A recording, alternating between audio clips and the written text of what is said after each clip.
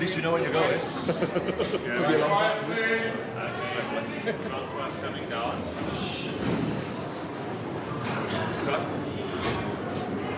Francois, congratulations. Well done. Joël Dumais, France. Derek Bevan. Good luck. I think you know him. Good luck. Clayton Thomas. How are you? Nothing to say, boys. Just quickly, we all know each other. If I have a problem, I wish to speak to you. If you have a problem, please quietly speak to me, okay? Only you guys. I wish both of you everybody well. Okay? Number 10 is the guy that speaks in my backline. George Tristan. No problem, George. Head? Don't tell you. Sure. Tails. Heads it is. Left to right. Okay? Good luck to you both. Good luck. Do your slugs. Out the way here, please. Clear the steps, please.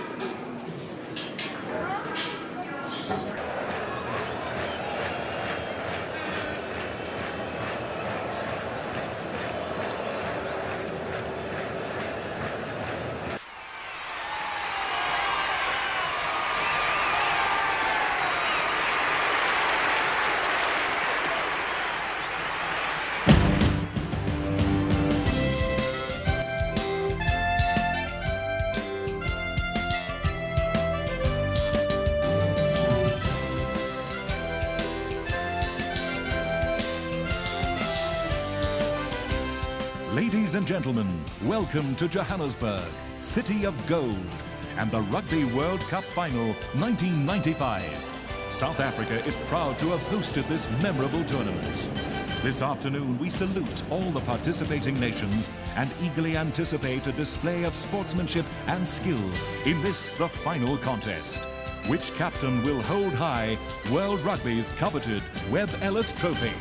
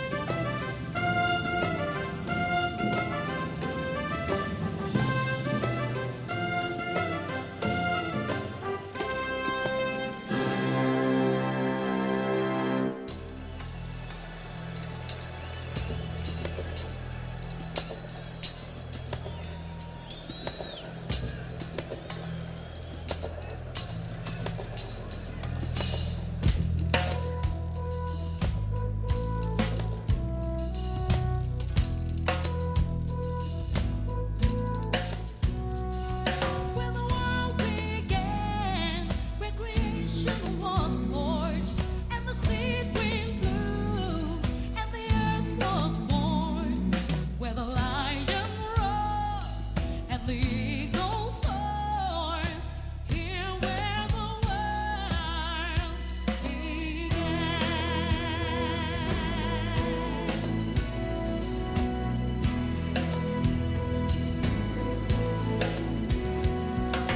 Mountains of thunder and mountains of earth, blankets of starlight on this virgin bird, and the voices of angels soared high in the sky, and the curtain rose, and the child became man, became father of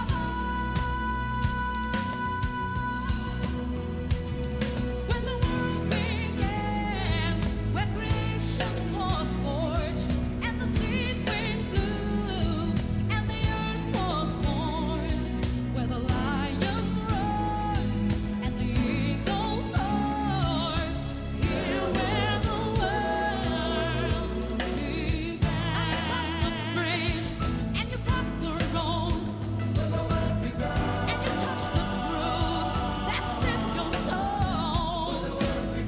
And you dropped the water from the spring of life, and now you're home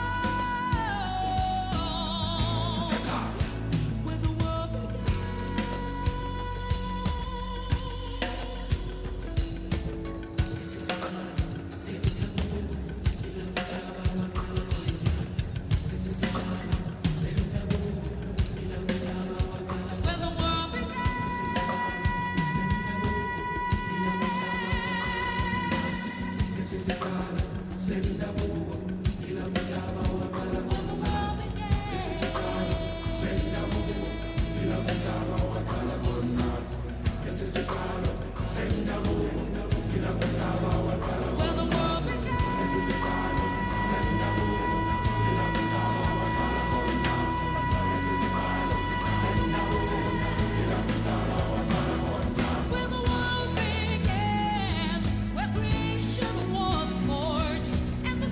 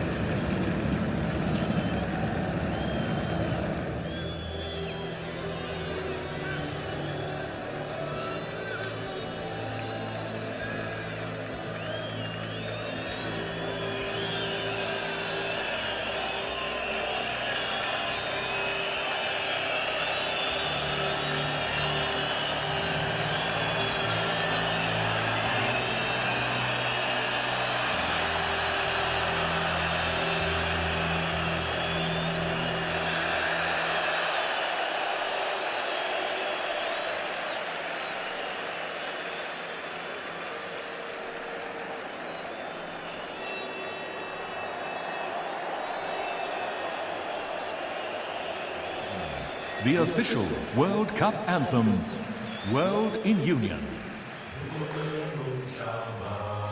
There's a dream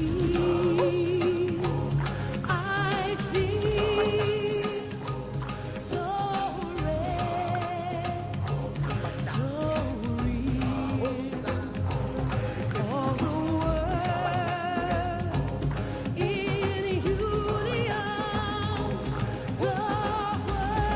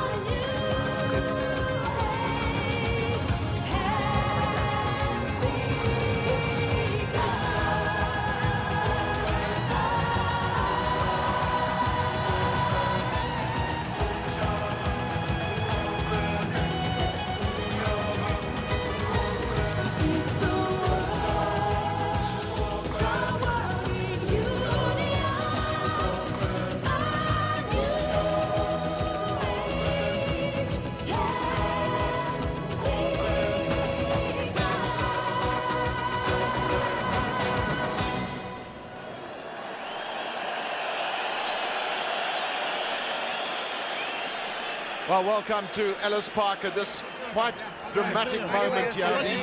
Dr. Nelson Mandela, the President of South Africa, fully clad in the rugby jersey with a number 6 on its back of Francois Pienaar, being introduced to the match officials of the day, and the teams made an early entry into the stadium, and that wonderful rendition of the World Cup anthem by PJ Powers and Ladysmith Black Mambosa to join them as they came out.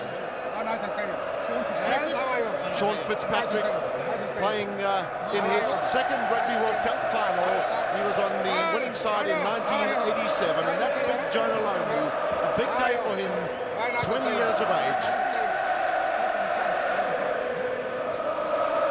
The dignitaries out there with Dr. Mandela, Suryat Bell, Chairman of Rugby World Cup Limited, Mr. Bernard Lapidse, the President of the International Rugby Board, the respective presidents of New Zealand and the South African Rugby Football Union, Mr. Rodney Daw and Dr. Louis Late, Mr. Steve Tweddy, the Minister of Sport, and Councillor Magazi, who is the Chair of the Greater Johannesburg Transitional Metropolitan Council. Osborne, Zinza and Brook, Jeff Wilson. And quite dramatic moments here at Ellis Park. I don't think I've ever seen so many flags in one stadium.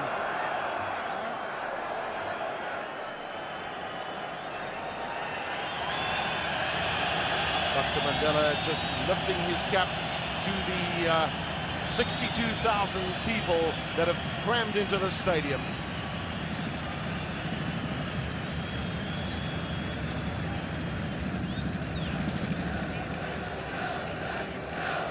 While the teams await the national anthems, a very emotional moment for both teams. Of South Africa and New Zealand. South African national anthems.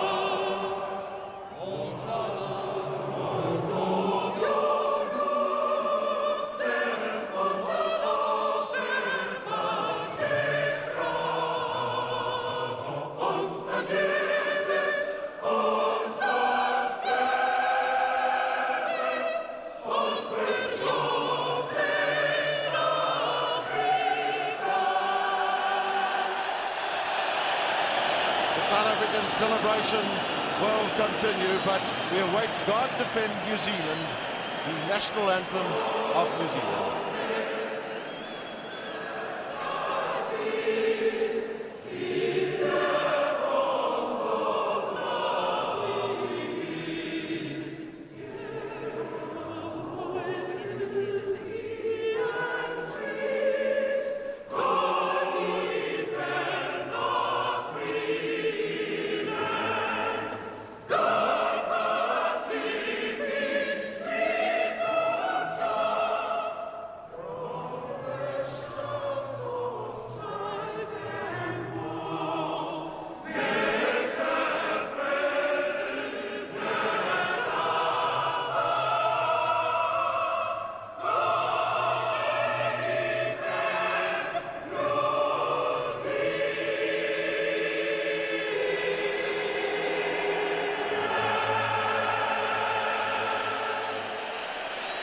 The celebrations have been rather spectacular here at Ellis Park, and we've seen that Dr. Mandela will now leave the field.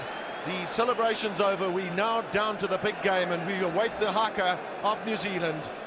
It's been almost 3 years since Andorra beat Denmark 3-0 in the initial qualifying rounds for this competition. and the two great rivals of Southern Hemisphere rugby, New Zealand and South Africa, out in the middle at Ellis Park.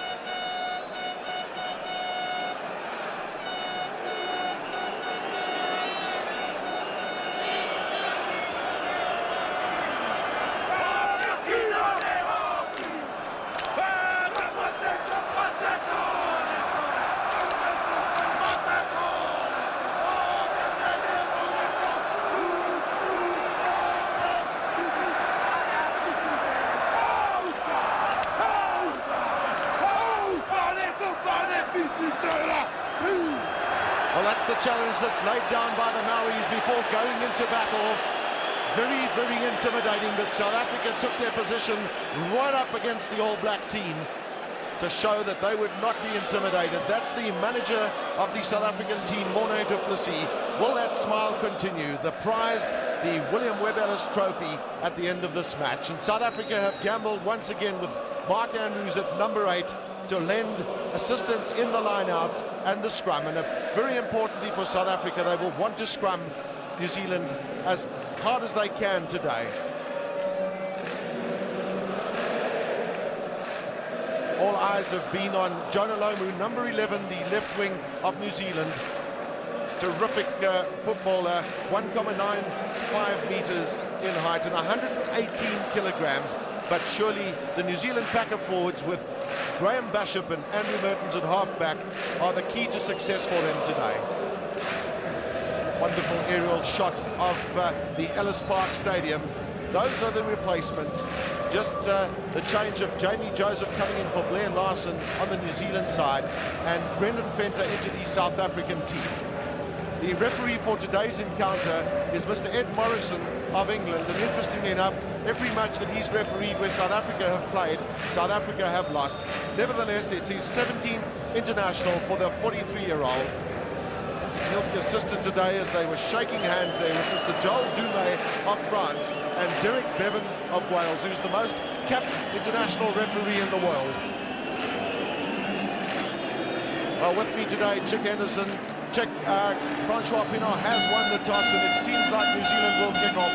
But what an unbelievable spectacular here in Johannesburg. I think it's the whole feel of the thing, the vibes coming into the field. Everyone is so keen and full of looking forward to something that no one really knows what's going to happen. Two evenly matched teams, New Zealand without doubt the best attacking side of the tournament, South Africa perhaps the best defensive side. And I think my own feeling is that we're going to have to watch the New Zealand young players. Jeff Wilson and Glenn Osborne could be their stars with Andrew Mertens. Watch John Crossfeld, number 7, with a scrum cap. And South Africa will have to be at their very best defensive-wise if they're going to contain these New Zealand chaps. And the most important part, the first 20 minutes. Well, what did New Zealand have in store for South Africa with a kick-off? It's a short one. It doesn't carry 10 meters.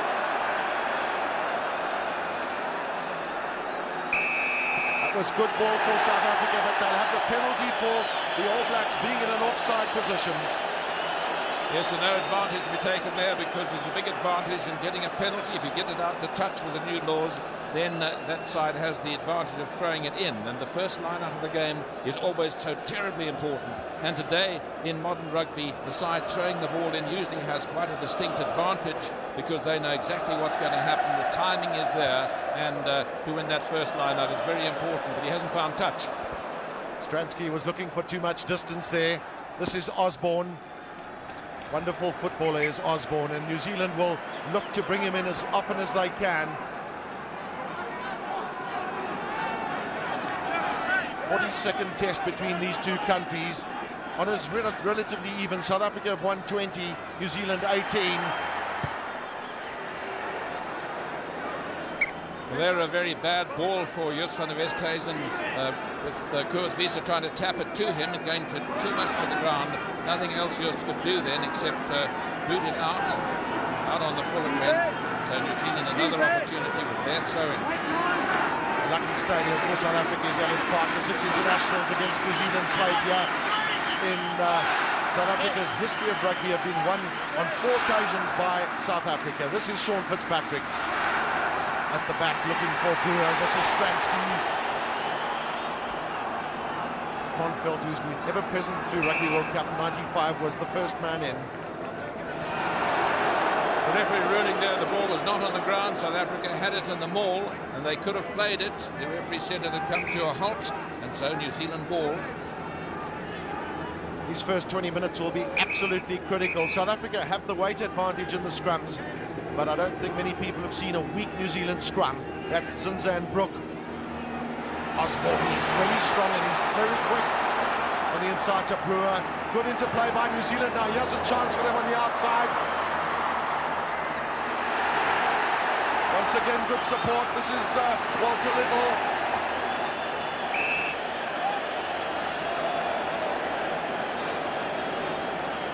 Well, we could see straight away that New Zealand were looking to try and stretch the game to the left to big Jonah Lomu and give him some time and space. The fine attacking movement started again by that chap Osborne. Was such a dangerous man. He's a 7-a-side player, and that's big Jonah Lomu.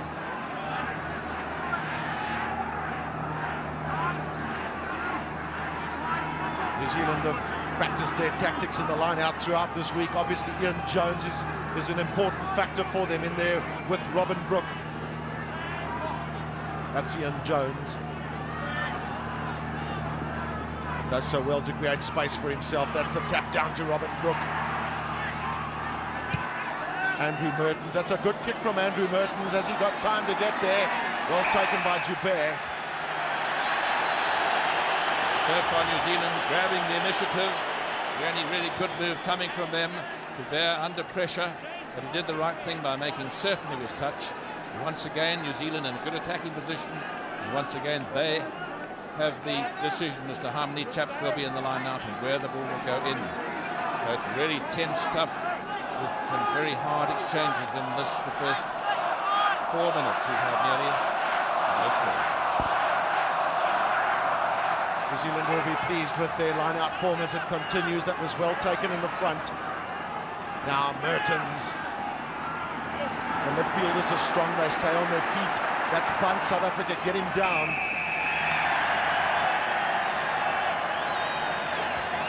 South Africa coming in there from the wrong side. That was Peter Durant.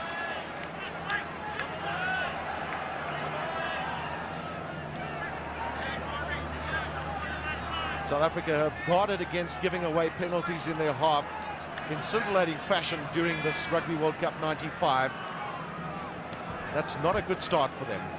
Well, it's been all New Zealand so far, territorially particularly. South Africa missing that first penalty was quite cost them quite dearly. Would have been their throw-in, but New Zealand have come back and so far winning the rucks and mauls. And here a very important pick for young Andrew Mertens. Here it is again, and that's Frank Bunt's number 13. And see how the New Zealanders go into this ruck. They really tear into it. And South African on the wrong side. First man in rugby history to score 100 points after only 5 matches for his country.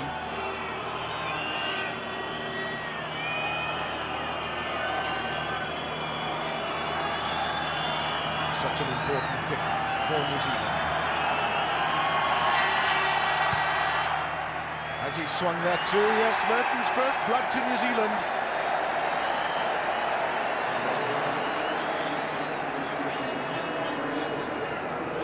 Great all-round fly half is Andrew Mertens, born here in South Africa, in Durban.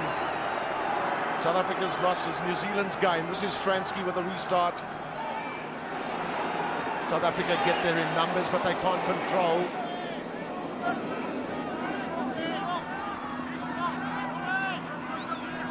Bashir cleans up so quickly, gives time for Mertens. Back foot is Chester Williams. That's a great kick from Mertens. And an even better one from Chester Williams. And good refereeing there by Mr. Morrison. But it's a quick throw-in. Well, this is the switch from New Zealand. South Africa will have to guard against their quick movement. James Small against Jonah Lomu on the inside. That's Ruben Kruger. Rugby waits for advantage. Zinzan Brook coming away. Once again, Osborne. New Zealand stretching South Africa to both sides of the field. Joubert, that was a good kick back from Joubert. Well, I think the New Zealand message is very clear that they're going to try and play the ball wide and use their wings and their very attacking fullback as often as they can. In the last press conference after the last match, their manager said it's attack, attack, attack. And certainly they've used every possibility of attack. And Mr. Morrison waiting for advantage of the South African knock earlier on. He waited for advantage. New Zealand took it, and they're certainly going to use every ball they can get. There's a risk factor when you're attacking, of course, and there are very often holes in defence of New Zealand have shown during this Rugby World Cup. They've conceded a lot of tries, and they haven't particularly played well in the last 20 minutes of most matches. Joubert. Now, what does Mertens do? He'll look to drop. It's a good effort from him, but it's just... It started off quite well from Andy Mertens and then just swelled a little bit, but he keeps his side on the attack. South Africa will just want to settle down, maybe win a couple of set pieces, and it's a question of discipline. It would not have been a good move, so they decided to go for the conservative standard type of dropout. Well, most of the opportunities have gone New Zealand's way, particularly in the set pieces. This is good running by Ruben Kruger. Well, he was very heavily dumped in the middle.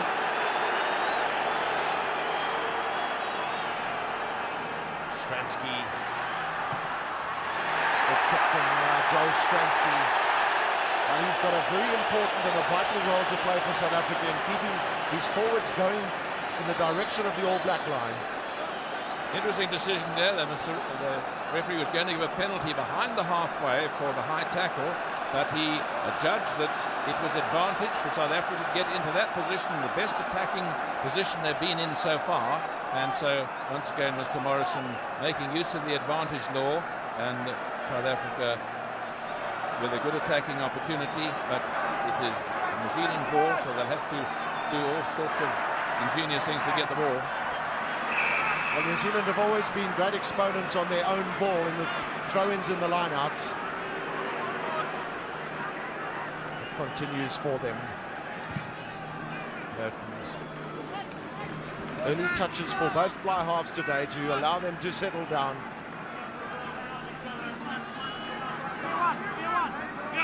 New Zealand deciding to go short line out. They've got Jones, but this is Francois Pienaar. Once again, good ball for South Africa. Stransky. That's good play by Stransky. Looking to drop and then finding space on the inside. Well, South Africa are getting over that advantage line against the All Blacks, and that's critical.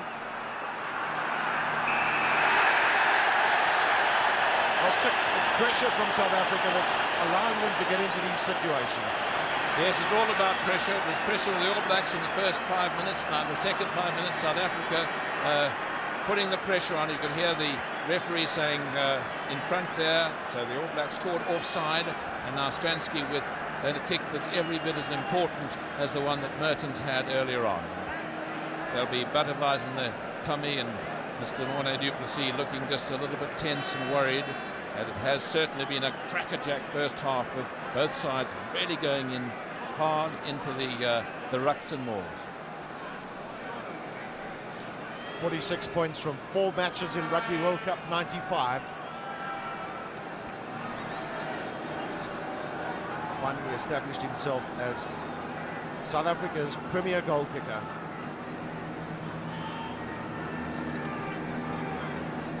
Not a lot of difference between Mertens' first kick and this one at Stransky's. Crowd will tell you if it's over.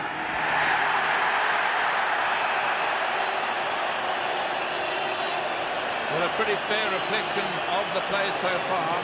As you were saying, the first 5 minutes were all New Zealand, second 5 minutes mostly South Africa, and this is really turning into being a match for the real connoisseur to see what's happening in the line-outs, in the rucks and mauls, and with New Zealand taking every opportunity to throw the ball around. South Africa looking for second phase ball, and it's very tight, very tense. See on those just faces. Mertens decides to go to James Small. That's John Olomu's side. And James Small, of course, who played for South Africa under 19 at full back, and you can see the way he's learned that kick from Campese when he lets it spin the other way off the outside of the boot, so it goes down the right-hand touchline and it actually swings into the touch towards the end. So a very good bit of work for James Small. South Africa's most capped player on the field today, James Small. 23 tests and 10 tries. It's a great jump by Ian Jones. That's quality possession for the lineouts that New Zealand are getting. This is Lomu. He's found his way down the middle. Mark Andrews interrupted that initial surge, but South Africa are offsides. Barley Swart goes offsides in front of the poles. Yes, you can hear the referee saying rear feet. Barley Swart was out of the rucks and the mauls. Any player who's not fully bound in that ruck, which we used to call a loose scrum, is in an offside position unless he is behind that rear line of feet. And it is pretty tense there, with a fine tackle by Stransky on Big Joe Lomo. And of course he pitched up in an unexpected position, taking the inside pass. And now Mertens with a relatively easy penalty.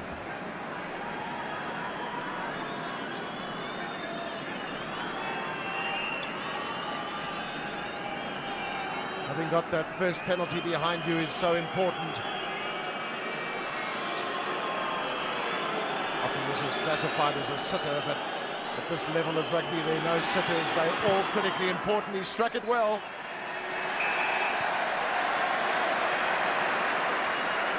And 13 minutes gone then. 6 points to 3. New Zealand leads South Africa.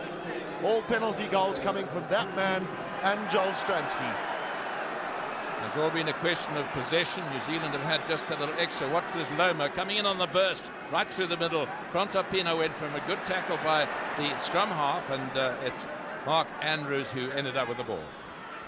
New Zealand control the ball well from the kick-ins. This is Bishop. Oh, quite incredibly, the ball bounces on the ground, and Walter Little's in there. Operates almost as a fourth loose forward, does Walter Little. Mertens and then Jeff Wilson. Just look at the good support play from New Zealand. They're all over the place. Again, the rush down the middle for Little and Kronfeld, but South Africa have tackled them behind the advantage line. Well, that's the pressure that South Africa want to exert on New Zealand, because they're going to get the advantage of the puddings if they can tackle them like that. And the referee saying New Zealand had the ball in the maul situation and South Africa ball.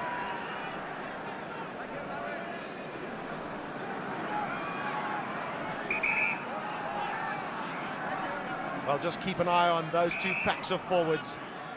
That's the New Zealand reserve bench. South Africa have the weight advantage, and front row is very definitely up against three solid men in Ollo Brown and Craig Dowd, who's the heaviest New Zealand at 118 kilograms.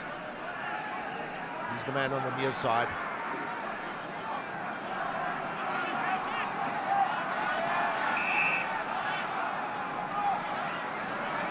Part of South Africa's game plan is to scrum New Zealand as much as they can.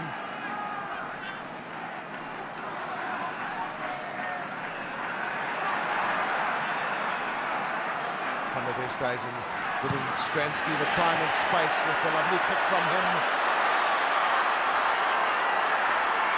Well, it was well played by Glenn Osborne, because he really had to watch himself. He was right up against the touchline. A little bit unlucky for Joel Stransky when these hard grounds, the ball can go in any direction. It looks as though it was going towards the touch. In the last minute, it spun the other way, and a quick kick off.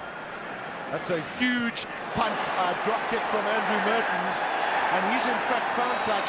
South Africa guilty of not watching the kicker. The man that went back there was Joost van der Westhuizen, but the question might be asked where James Small was standing.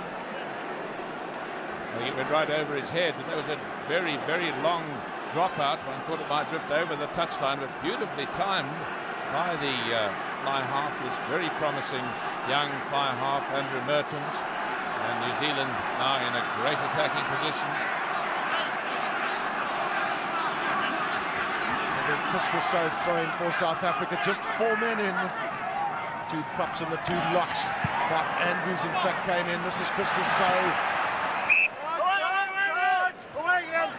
No problem, okay, no problem. Well, the repair damage is not that helpful to South Africa because New Zealand have the throw-in. There's two men in for both teams. In the front, it's Brook. Brook can't take. South Africa will have advantage. Stransky, plenty of time. That's a massive punt from Stransky. That's a good reply to Andrew Mertens' drop from Joel Stransky, who had a very fine line up against the touchline. South Africa having to fight their way back from being on their own line, because territorially New Zealand have had the better of the game in the first 17 minutes. Well, a lot of possession early on in this match went New Zealand's way too, but South Africa clawing their way back. No players can take, but it goes straight through to Bishop. New Zealand once again looking to play wide. This is Jeff Wilson. On the outside is Osborne.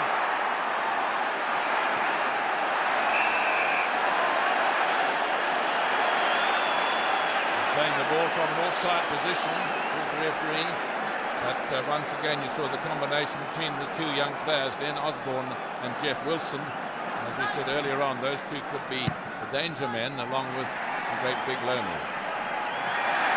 George Stransky has just found another quite remarkable touch down the far side. Certainly not intimidated by this Rugby World Cup final, and really a lovely kick from him. Came as a result of the penalty that was given there against New Zealand. So the last 5 minutes seesawing between the two try lines. Now can Chris Rousseau find that man Hunter Stratham or Cobus Visser in the front? Stratham with a good jump. And South Africa use Ruben Krier running off. Well, will it be Stransky? This is Yapi Mulder. New Zealand have never found wanting in terms of defence in the midfield. Van der Westhuizen. Wonderful attacking platform for South Africa. That's Chester Williams in at the scrum half position. Chris Rousseau goes through. As well to stay on his feet as Chris Rousseau. Well, South Africa did well there because they had the advantage of the put-in, and that was largely due to Chris Rousseau staying on his feet and getting across that advantage line. And then good support work in the South African forward going forward when the breakdown happened, and that's why they got the pull up they put in, and this is their best situation yet. South Africa decide not to test the New Zealand scrum because Andrews is the man picking up. He didn't quite go into that set piece. Van der Westhuizen looking to go himself. That's Henny LaRue up there. Is this going to be a try for South Africa? Well, take nothing away from New Zealand in doing so well to keep that ball off the floor. That was Ruben Kruger. The referee saying he didn't see it. You can hear it coming through the microphone. But I think South Africa will feel very hardly done by. They were not awarded a try there. They have a better position now. They're closer to the New Zealand goal line. Once again, it's Andrews at the back. In goes Mulder and Van der Westhuizen to lend a shove. They're pushing New Zealand back. Well, that was a great scrum from South Africa and a huge psychological advantage. Now, the big question is, do we kick for goal or do we run it? No doubt it'll be a kick for goal. Yes, I think once you've lost the advantage of surprise, then it's probably better. That was very close to what in soccer they might call a professional foul, when the defending side do almost anything to prevent the attacking side scoring and collapsing the scrum there. No doubt they will have got a warning, but if they do that persistently, it could be a penalty try. Francois Pienaar and his forwards will be heartened by that big shove.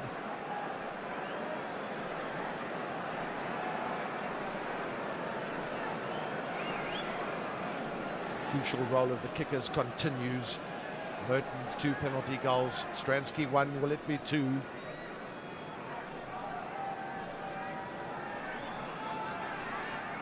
dead quiet in the stadium. Stransky again.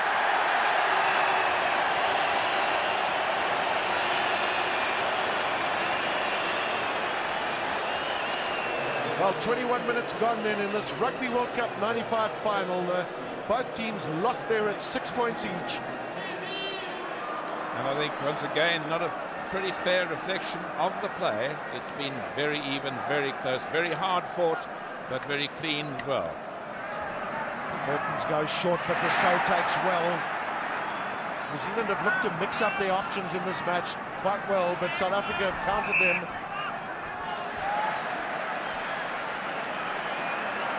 It was good refereeing by Ed Morrison, because that ball was lying very, very close to one of the South African players' heads, and in the interest of safety of the match, the referee decided that it will be a scrum down South Africa's ball.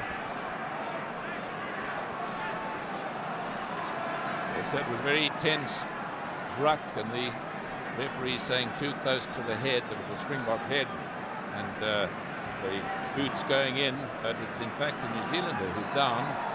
But the referee's handling it well, Gavin, because it is very rough and rugged out there, and he's just not allowing the rucks and balls to go on too long. As soon as it looks as though danger is going to start, he's playing it up. And it's one of the New Zealanders loosening up.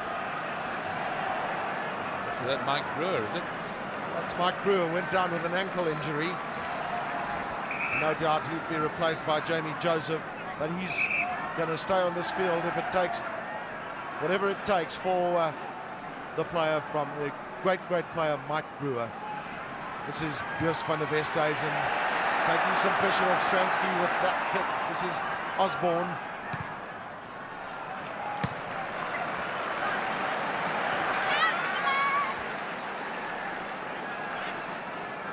South African bench in pensive mood. Took a break at Sun City in South Africa, at a holiday resort for 2 days prior to getting themselves focused. Mark Andrews in the front of the line out. At the back is on the straight, but South Africa make an awful hash of this. This is Zinzan Brook.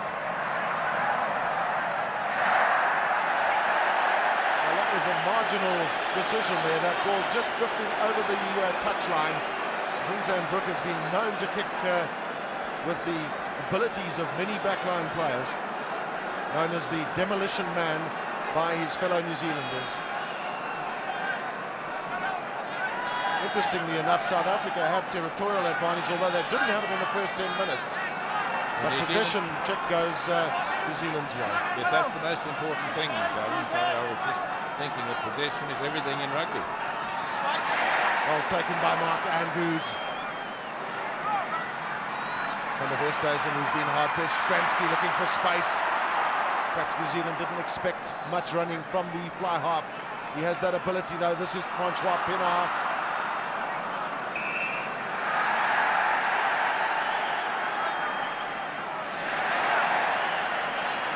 Well, South Africa have been playing with a lot more purpose in the last 10 minutes. The possession that's come their way has been well used, either by kicking out of hand or the driving in the rucks and mauls. Once again, Andrews looking to pick up at the back of the scrum. It's not always the best option to run from. This is Van der Westhuizen. South Africa all over New Zealand, but New Zealand do well to come away from that. It was an early knock-on, so South Africa will have the advantage of the pull-in, and once again, will they have the strength, the nerve and the power to push that New Zealand pack back? A fine little piece of work by Joost van der Westhuizen. He loves to do that. That was his kick ahead, and there was the knock-on, and Joost van der Westhuizen, number 9, right there, trying to cash in on it, but it didn't, so it's the advantage, and South Africa scrum. South Africa will put everything into the scrum. Andrews at the back. Well, New Zealand are penalised for taking that scrum down. And of course, there are other options as well in situations like that in terms of penalty tries, but referee Ed Morrison correcting his decision, and South Africa then, the 2 penalty goals from Stransky, so very good kicking record from him with the opportunities that have existed, and for Andrew Mertens. Jamie Joseph warming up. That's the second time that New Zealand have conceded the penalty when they've taken it down when it was a 5-metre scrum or less. And watch it there, South Africa have the ball, they're controlling it, and there New Zealand right on your left taking it down, and it is now a possibility for persistent breaking of the laws. A penalty try could be given, having been told twice clearly by the referee you're taking it down. So under law 26, persistent breaking of the laws, the next one could possibly be a penalty try.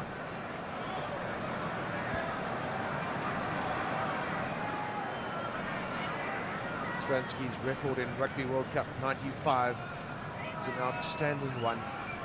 Certainly has grown in confidence. That's a good strike from Stransky, but it doesn't curl in like it very often. Very often those kicks of his just curl in from the right hand upright. The first penalty missed by either side in this match. It's 2 penalties each. Well, Mertens has 2 blockers in front of him, so it won't be the long dropout. Upward is Visser, he takes well but can't control.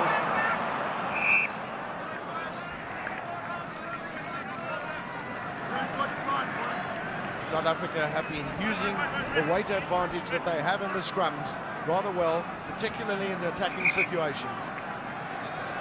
Craig Dowd, who's the man down at the moment. Of course, on the touchline is Richard Lowe, also a man with a wealth of experience for New Zealand. There we have the things getting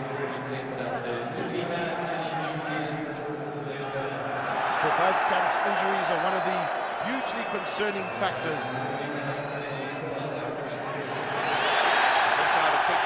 Joseph, he's got a number 19 on his back, looks desperately keen to get on the field, but Mike Brewer, who's got a slight ankle injury, I'm sure he feels that he'll stay on as long as he can. Here it is again. There's big Kobus Wiese, number 4, going up, and he seemed to have it under control, but there it is, just moves out of his hand, and then there was a New Zealand knock-on immediately, so it'll be a scrum down. No advantage from the second on, so it'll be a scrum down, and New Zealand will put it forward in because it was Kobus Wiese who did the first knock-on. The big man's back on his feet, all 118 kilograms of him. This is Jonah Lomu again. It's amazing how he finds space, but he's got strength and speed. Kronfeldt.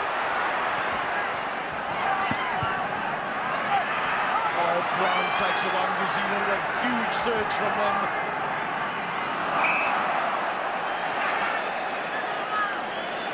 Well, South Africa will be relieved that there was a knock-on as they came surging through, but once again, Jonah Lomu showing that he doesn't need that much space to be a really dangerous runner.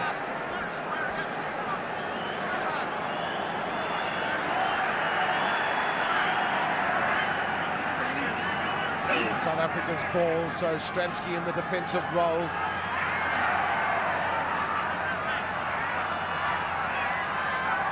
was well played by Van der Westhuizen because he gave him the space to be able to do just what he did there. This is Osborne, but that ball was out. Well, it was either out or it was a knock forward. Well, the touchdown put his flag up, so he must indicate that it was out.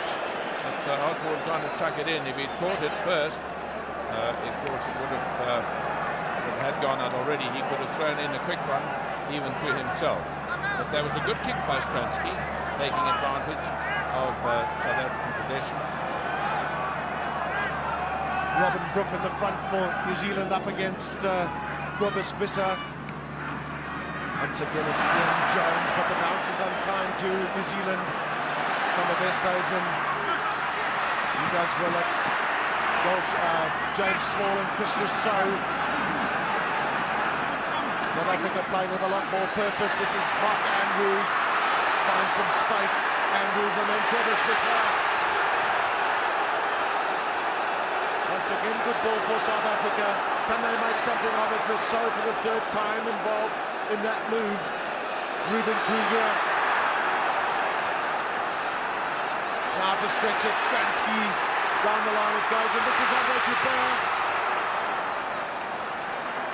New Zealand really have been equal to the task with those South African thrusts in the midfield. Stransky's got lots of time. Can he get it straight? Yes, he's got it.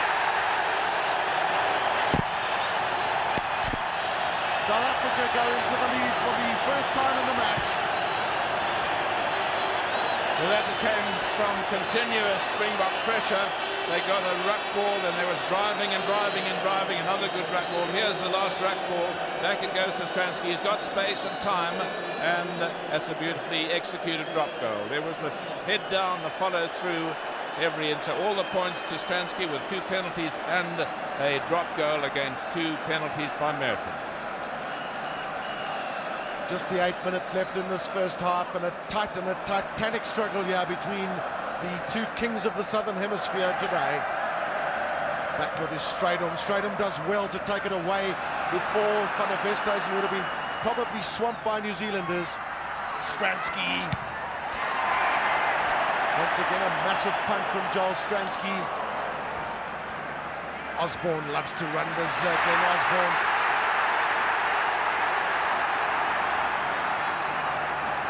South Africa have it again. Can they make something of this? Henny LaRue. Good option by Henny LaRue because Chester Williams is on the outside. The bounce is favourable for Ruben Kruger. South Africa's need to get there in numbers. They were a little slow in getting to the point of breakdown. Now it's a big chase. Andre Joubert is the man back. He's got the speedy Jeff Wilson against him. Well, that was so disappointing, one feels, for South Africa. They were right on the attack and couldn't control. Yes, there is. Ball retention is everything. You see, South Africa have one more ball in open play, but that was the vital one.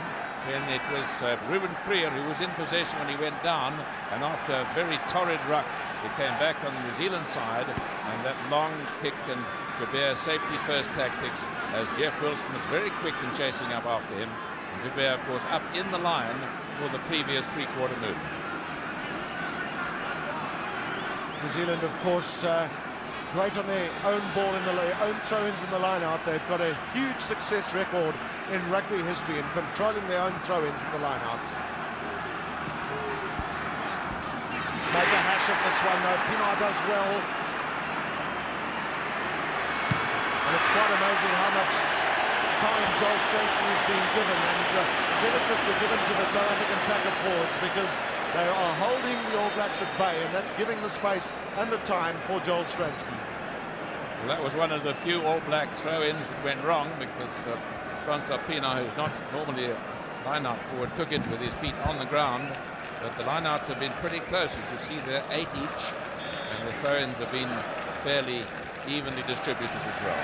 This time it's Sean Fitzpatrick. I'm sure he'll do a better throw-in now than previously. Front it's Mike Bruin. Jones gives some assistance. Now New Zealand once again looking to run with Bunsen Whittle. This is Manu. South Africa attacked the ball in that move, and that was good play by them, but it went backwards. Pienaar. New Zealanders went flying over the top. That was break down. There's the referee saying you must be on your feet when you play the ball. Joel Stransky decides to give that kick to Andre Joubert. He has the better angle with the left foot, and once again a great reply from South Africa. South Africa have in fact been guilty of missing touch on a few occasions up to now. And that time Joubert did the right thing, making sure he didn't go for too much distance. And South Africa on the attack, and of course it will be their foot in. A lot of time has been spent on preparation in lineouts. That's Big Hannes Strydom. Mark Andrews at the front, and this is Van der Westhuizen. Only find Sean Fitzpatrick. Well, there's a wry smile on his face, but he'll be disappointed that he couldn't make better use of that. Sean Fitzpatrick, a very old campaigner, he knows that from a line-out you stay in the tram lines in a defensive position. And there he was to frustrate the efforts of the little scrum half. South Africa have taken Cobus Visser out of the lineouts and put Mark Andrews in the front on most occasions. This is straight on. Well, that ball went in skew, so New Zealand will have the advantage of the put-in.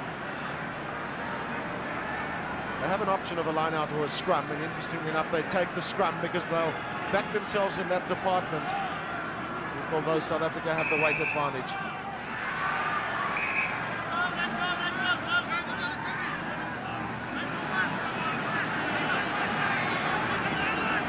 Graham Bishop has been a real live wire for the All Blacks in Rugby World Cup 95. Lomu is held up by Ruben Kruger, but give credit to Van der Westhuizen for that stoppage of the big man. This is Stransky of South Africa in an offside position.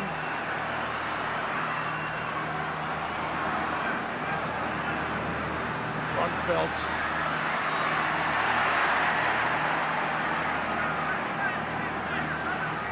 Lomu's pass back to Brook, once again looking to play wide to Jeff Wilson. New Zealand are not scared to run the ball in their own 22. This is Walter Little.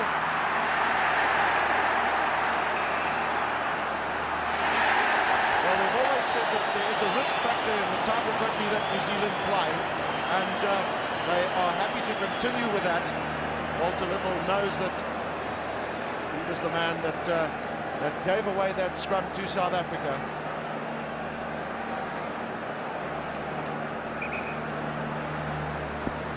Just 2 minutes to go in this half, and so both sides will be looking for that psychological score if they can get it.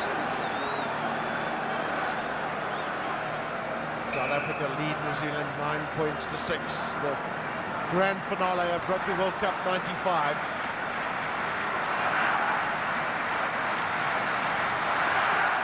Now, what does Stransky do if he gets this? He has options. Andrew can't control.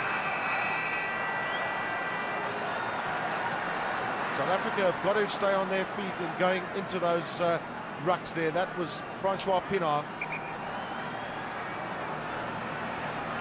Mike Brewer down again on the field. Well, that's breathing space for both teams. Here the referee through the effects mic saying it was an accident, boys, I saw it, and that's picked up by Andrews. There's the knock forward, and Francois Pienaar going in.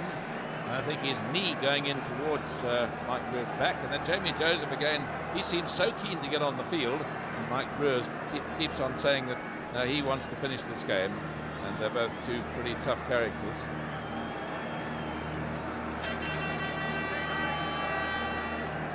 Lots of experience from Mike Brewer. Not like Ruben Kruger of South Africa, was silent but deadly. He's probably a prodigious punter of the ball, but he will not want to sacrifice accuracy for distance.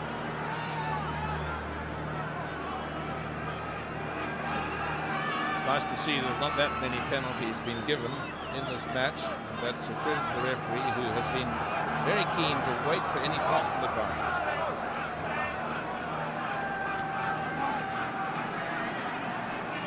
Fitzpatrick has options. He looks for Jones and finds him.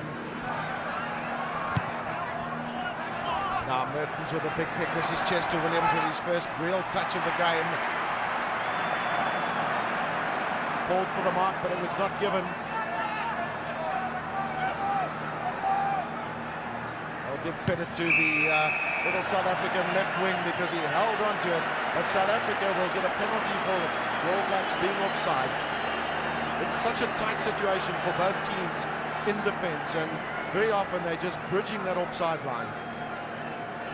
Very good up and under there. Chester Williams calling for the mark, but the referee adjusts. He was just outside the 22-metre area, and so the mark wasn't given. And that is half-time whistle has gone. 9 points to 6. South Africa leading by 2 penalties and a drop to 2 penalties by New Zealand.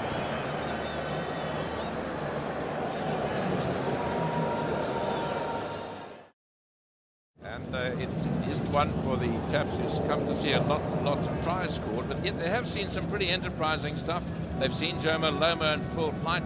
They've seen a couple of tackles on him, and they've seen some lovely running by the New Zealanders, and the magic of this young fly-half Mertens, who always seems to be in the right place at the right time. They've also seen some good forward play by those South African chaps there, Mark Andrews, Ruben Kruger, and Pienaar. There he is at the right of the screen.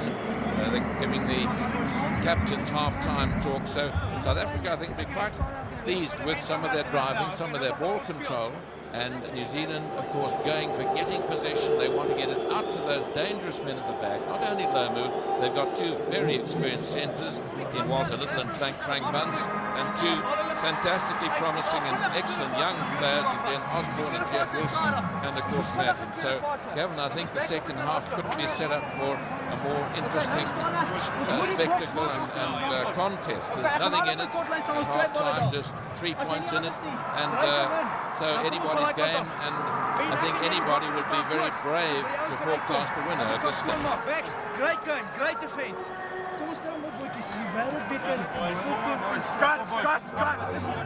Well, Francois Pinot is asking for a little bit extra from his players. He's very pleased with the performance of his backs, and no doubt the forwards too. Laurie Mains has been on the field. He's now just leaving the field. He's been chatting to his men. And now they're getting a chat amongst themselves. Nobody is too big for this. Well, there have been lots of these posters and lots of the fun of the fair, lots of flags. You see that crowd over there? It's absolutely jam-packed, about 62,000 people. All those private suites, chock-a-block, and not a ticket to be had. And this really has been a spectacle from that very opening game when you had that fantastic match between Australia and South Africa, and it's built up to this tremendous climax, and only 40 minutes to go in this World Cup, and whoever's going to take the William Webb Ellis Trophy is anybody's guess, and will be, one would imagine, right up to the finals. Well, Mike Brewer is still struggling a little with that earlier seemingly ankle injury that he had in the game, but both teams still intact with the same teams that started this match. And no injuries, no time out for injuries. The referee, in fact, allowed just under 1 minute extra time, 40 minutes and 57 seconds. Now they're all ready to start. That's a good aerial view of this super stadium, which is used for big soccer matches sometimes and pop concerts. There's Laurie Mains in the middle, looking very tense. I don't think either Gavin or I have seen him smile ever. And, he's certainly ready. That's Mike Brewer there.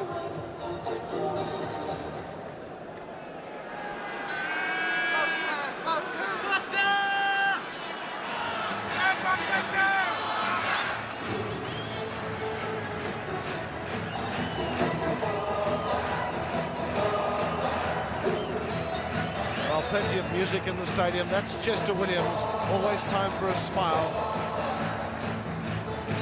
Like John Alomu has scored 4 tries in a match during Rugby World Cup 95. That's Barney Swart, who has been struggling with a groin injury throughout this season.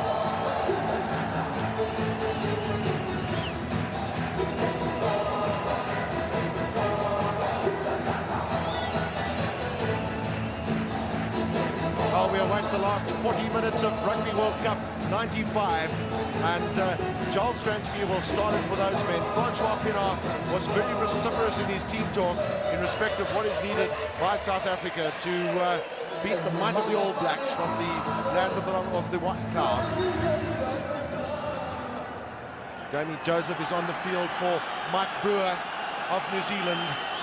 Brewer struggling with an ankle injury.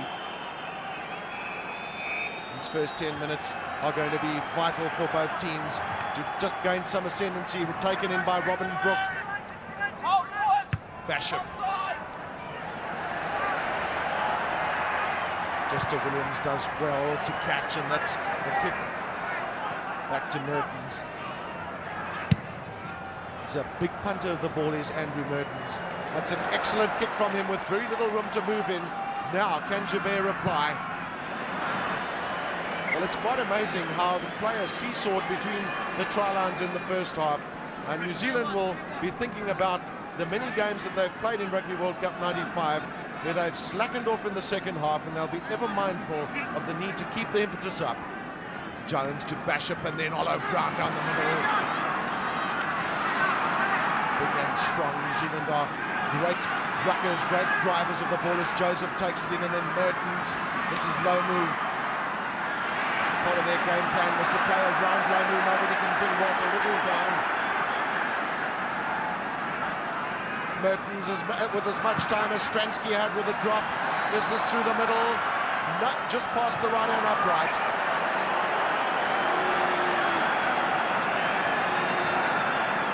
Brendan Venter in defensive mood for South Africa.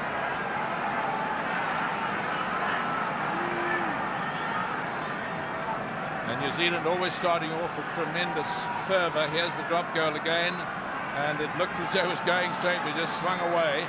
And New Zealand, as they did in the first half, putting everything into the next 10 minutes to try and get that same all-important lead. Well, that's an indication of how important territory is in this match. Territorial advantage. Stransky with a long, deep kick, and then Lamu fighting off a couple of South Africans. This is Jeff Wilson. He's got pace. Support was a bit long coming from New Zealand, but they've done well to clean up. Was that a knock-on from Craig Dowd? Referee says no. Mertens' hoist for Joubert. That's gone a bit too far and a bit too deep. Alondre Joubert has been absolutely outstanding throughout this Rugby World Cup in terms of catching those high balls. And a good time to mark, because he'll get all his players behind him and let them all settle down and no doubt concentrate and get his touch. Well, that's screwed off his boot, taken by Osborne. Always looking to run his Glenn Osborne. And then Lamu runs off him beautifully. The big man steps out of 3-4 tackles. Again, Jeff Wilson on the outside. The switch right now. Pienaar. That's a kick through from him, but he's up against Jeff Wilson again.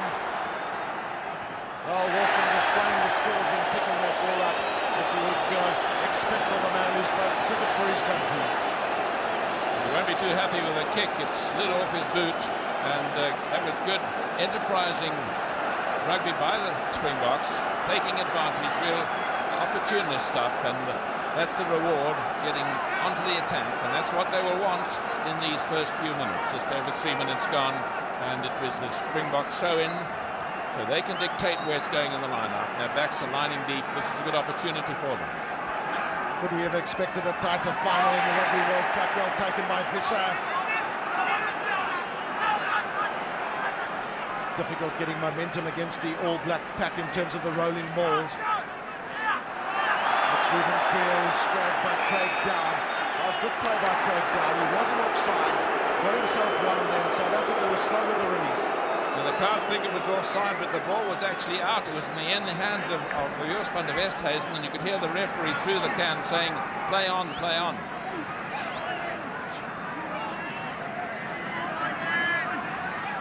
Whose kick will it be? That of Bashops or Mertens at the back? Mertens takes well. Once again a big punt from him. Now can Chester Williams make something of this with Joubert? It's a long drop from Andre Joubert. A very stout effort from him. Now Osborne, he loves to attack, just no thought of putting the ball down. And he knew there was space on the far side because James Small had charged after that drop.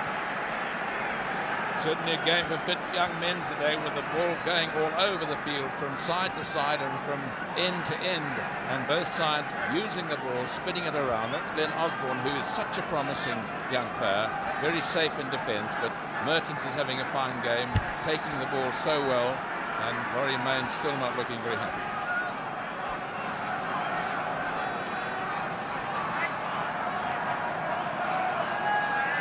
Chris Rousseau's role was always going to be important in the throw-ins and the line-out. New Zealand closed that space too quickly, so South Africa have the free kick. Now, will it be a big up and under from them? The positive movement is no, we're going to run at them. This is Osterrand. That's positive from South Africa. Mulder, James Small across, and Chester Williams. Well, South Africa didn't gain a lot of distance in terms of that running. There was very much a lot of lateral movement, but psychologically, that was an important strike for them. Yes, they were crowded into running across, perhaps too many men in that. They might have tried a skip pass, and James Small, his final pass, not going to Chester Williams. Lots of experience from Fitzpatrick and Jones. They've played many tests together. Once again, New Zealand looking to find Loney, who can take. And the All Blacks are being held into mistakes behind their advantage line. And the fact that South Africa are closing in on them so quickly on the first time attempting. Yes, the Springboks saying that they're a great defensive side, and Loney making a mistake. Now a good attacking position for South Africa. All the South African backs have grouped themselves on the near side. Joubert, and this is James Small. Can they make something of this? Small can't pick up. This is Pienaar.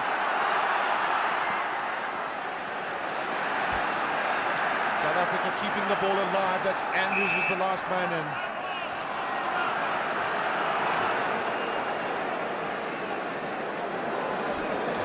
Judging there, the ball was not on the ground, and if it had been on the ground, it would have been a scrum to South Africa, but he's given it to the All Blacks, saying that the ball was still in the hand, and therefore was a maul. Jamie Joseph on the near side, flank position for New Zealand. Close side, they've got Josh Cronfeld on the open side. South Africa using the weight advantage in the scrums to hold the All Blacks. Well, Mertens has done well considering the fact that Ruben Kruger and Joost van der Westhuizen in particular have been breathing down his neck all match. Certainly is a young player full of talent. South Africa with the props and the locks in the line-out, taken away by Strahan.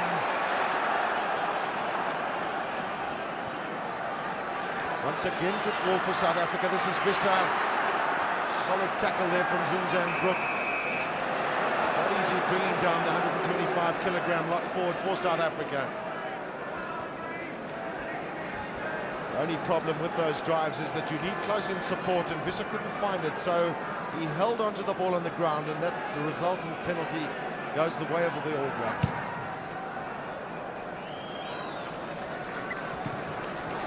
Yes, Kobus Visser looking as they wanted to play the ball back, but immediately there was an All Black on him. Let's see if you can pick this one up. There he is with the ball. He's trying to play it back, and it's also an offence to prevent the tackled man from playing the ball. So a decision perhaps a little harsh by Mr. Morrison there. Will it be Jones in the middle once again from Fitzpatrick? Jones with a tap down. New Zealand playing a fair bit of their rugby behind the advantage line, but such is the strength of the men in the midfield that they can keep the ball alive. Jeff Wilson, he's got Fitzpatrick on the outside. Good running there by Walter Little. It's not often you see Walter Little being put down on the ground.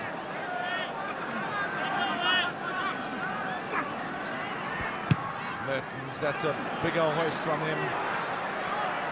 Joubert goes up and takes beautifully. Well, the fact that Andre Joubert has that broken bone in his hand has not deterred him from showing a lot of courage for his country. That, of course, is an application of the law that changed only end of last season. If a man is receiving the ball, is immediately enveloped, there he is, he's enveloped by other players, he cannot play it, and even though the All Blacks are going forward there, it is the South African ball.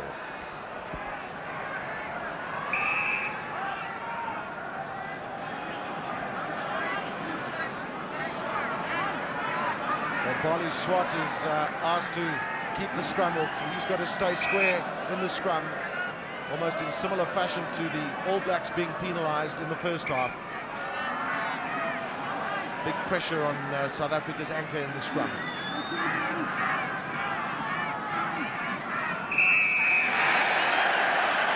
This time it's New Zealand. It was Craig Dowd that collapsed that scrum.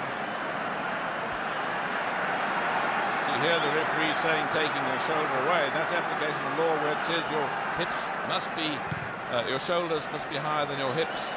So South Africa getting some much needed respite on that kick, putting play back into the All Blacks half, and it's developing into a tremendous battle in the forwards.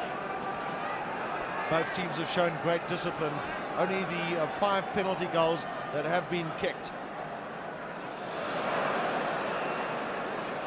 Zinzan Brook. Chris Rousseau does well to go low, putting down, but South Africa going over the top. Now the big question is, can Andrew Mertens have a bash at poles? He's in his own half of the field.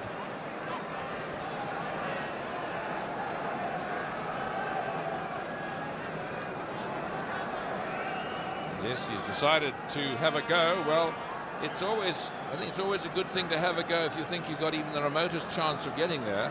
And of course, here up at nearly 6,000 feet above sea level, the ball travels probably an extra 7 or 8 meters as against down at sea level. And one has seen balls kicked from here. Here's Zinzan Brook going in, tackled by Stradum. Now, you said a South African playing it on the ground. Yes, Zinzan placed the ball back, and there was a South African playing it on the ground.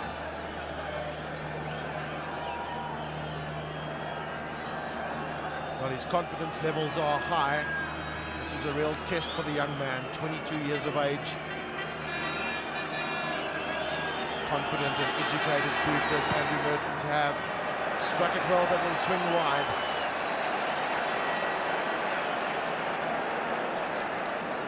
Well, 55 meters is no real bother in terms of the length of the kick. James Small playing a bit of cat and mouse with Jonah Lomu.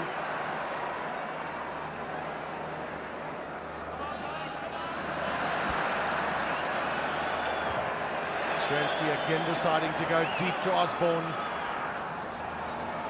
New Zealand haven't regrouped quickly on many occasions in the match with the catcher at the back. This is Lomu.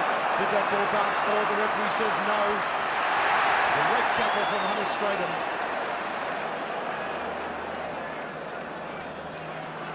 Jeff Wilson has found some space during this match and has not been able to make much of it.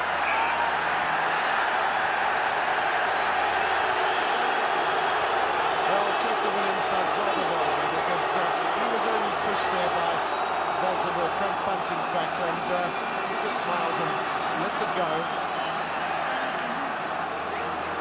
Discipline, of course, is critical in this match for both teams. Well, there is Chester going down for it. A little knock-on by Chester Williams, you saw, and then a bit of pushing by Frank Bunce, but nothing serious. And the touch judge told the referee nothing serious, so play goes on. Van der Westhuizen does well to run wide to assist with the defensive work. This is Osborne. Now Jonah Lomu and Andre Joubert. The big man has got strength. What a great tackle from Robbie Mulder.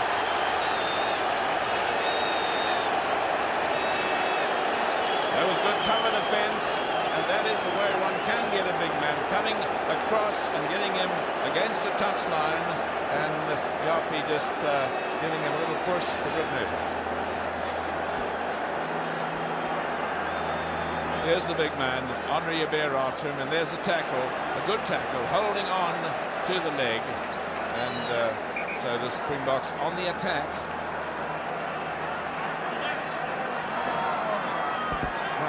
Stradum, vital role. Mark Andrews, Quibus Visser in the front. New Zealand get it. This is Walter Little looking for space. Once again, New Zealand decide to go left, but this is Mertens' drop. It's there. So the score's absolutely level. Each side has a drop. Each side has 2 penalties, and it certainly couldn't be more even. And the All Blacks doing very well to drive up to such a good attacking position as they did then. And here it is again, the ball coming right out. And there, watch the ruck ball. That's good, second phase. And there is a drop attempt, just pulled to the right of the posts. And so 9-all. Robin Brook has taken well for New Zealand and given Mertens that platform. Once again, a massive punt downfield. Well, you'll see number 16, Mark Ellis, coming into picture there. He's replaced Jeff Wilson. That's the young Jeff Wilson. Not looking very happy with himself. Well, Mark Ellis, the primary try scorer for New Zealand in Rugby World Cup '95, has test experience. So Jeff Wilson and Mike Brewer having left the field for New Zealand.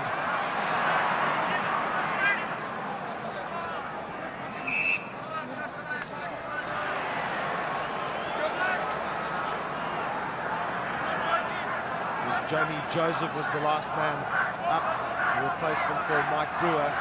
So some disruption in the All Black side.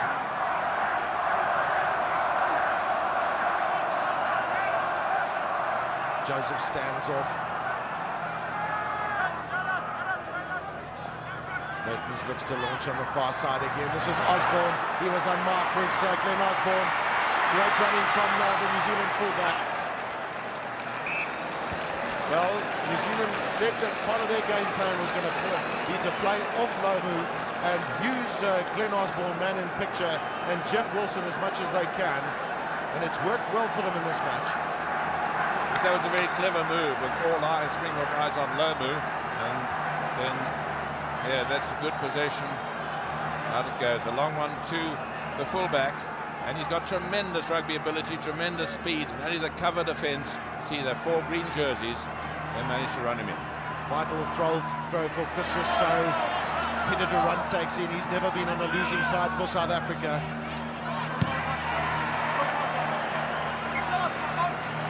Well, in fact, both he and Chris Rousseau, Peter Durant and Chris Rousseau, victory for them in all their internationals for South Africa.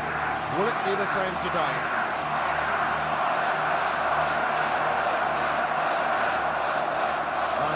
All 17 minutes gone in this second half.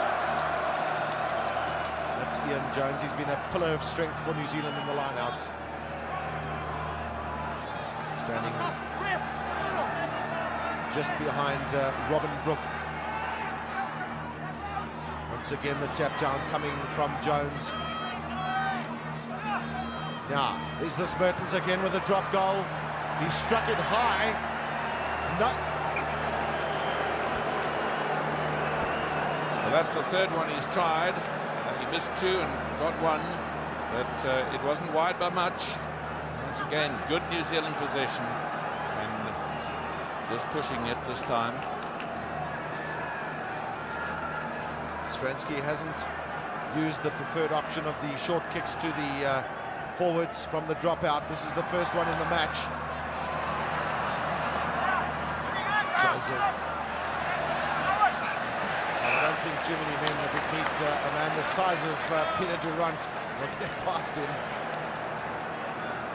Young diesel mechanic from the Free State, Peter Durant.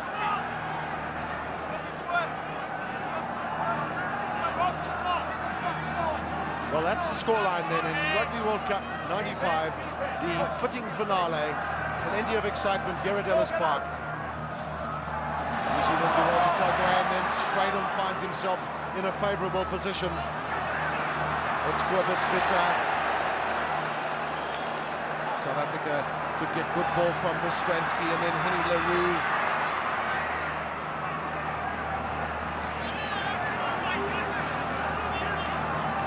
Now Willius Van doesn't kick for space. Yes, back foot is Mark Ellis. Mark Ellis has got plenty of pace as Mark Ellis. On the outside to Walter Little, and then Jonah Lomu, but the pass was forward. Well, South Africa will feel a little bit heartened by that forward pass because Lomu managed to get round James Small. Just a friendly little tap of the hand from James Small and Jonah Lomu. They know they're in a massive contest here today.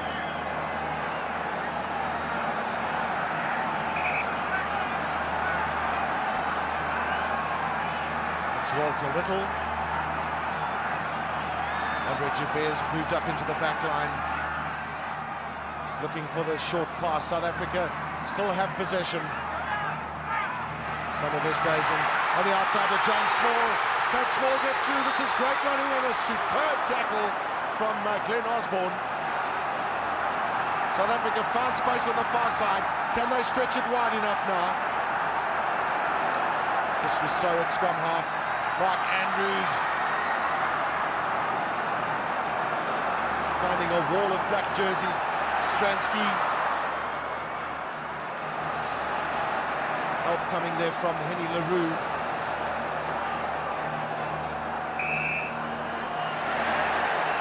Good pressure coming from South Africa.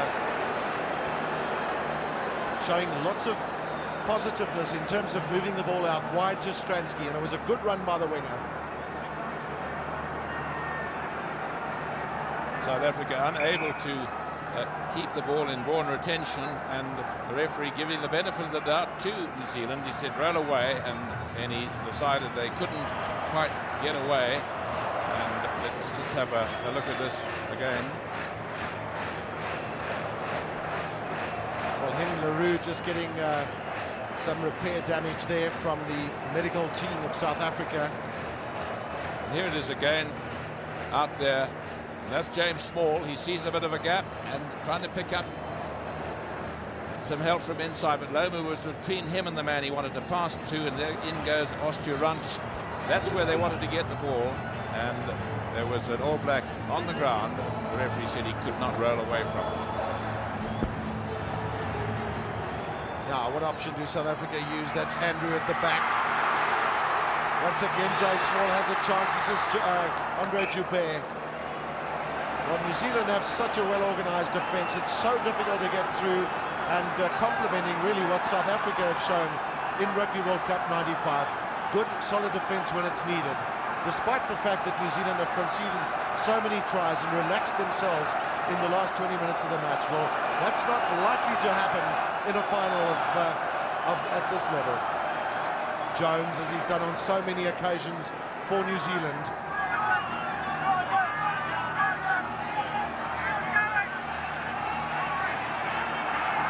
South Africa have a chance to regroup. This is Mertens.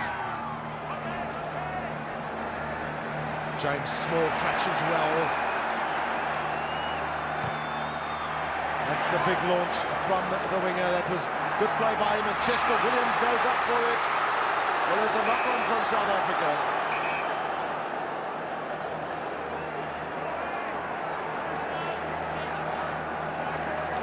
There's two knock-ons. In fact, South Africa was the first, and that's why he couldn't wait for advantage. But not a bad effort by James Small, but giving away the advantage now to the All Blacks. Both teams have kept their errors down to the absolute minimum that is required in a match of this nature. And Andrew Mertens has very often been the man driving South Africa back into their own half. And New Zealand, having started to win the line-outs with more consistency, at one stage of 8-all. You saw a moment ago New Zealand quite well ahead in the line-out counts, and to be mostly that great line-out forward, Ian Jones, who seems to pop up all over the place. And Andrew Mertens have had such a good game, controlling the game with all the good possession that he's been getting in the last 10 minutes. And that's been through kicks and, of course, running it out to those dangerous backs of his. New Zealand take through well, gain the momentum from that ball-turned ruck, and then this is Walter Little.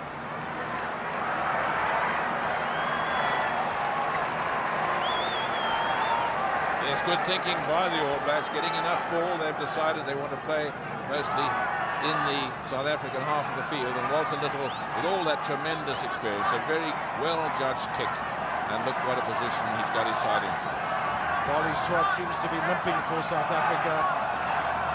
Last man into that line-out. Pienaar, 16 minutes left in this match for him as captain of South Africa. He's captain his country in all of his internationals.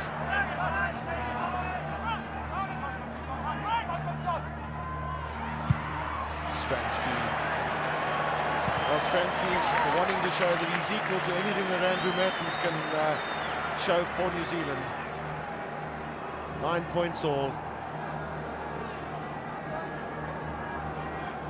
Heaven forbid, Chick, that we have a draw at full time. Well, I think the rules of the tournament are that they share the cup if there are no tries scored in the match.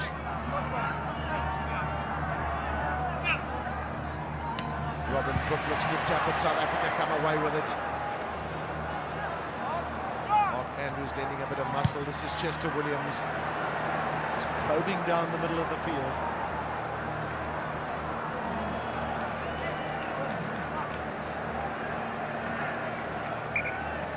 Both teams are very wary of making mistakes, and as we've seen so often in recent rugby, there are kicks down the middle of the field just to gain territorial advantage.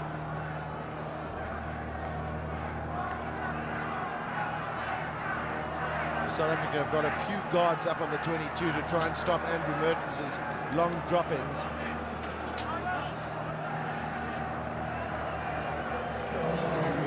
Graham Bishop just getting some attendance.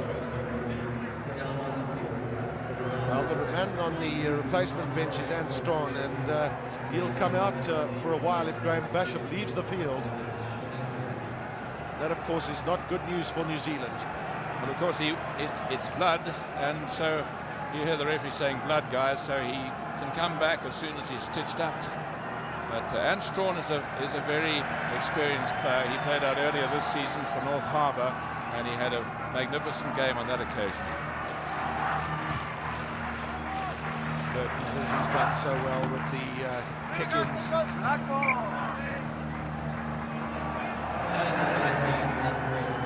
Critical last period of this match. Just 13 minutes left. Both teams locked at 9-all. That's Ant Strawn, also a man of vast experience.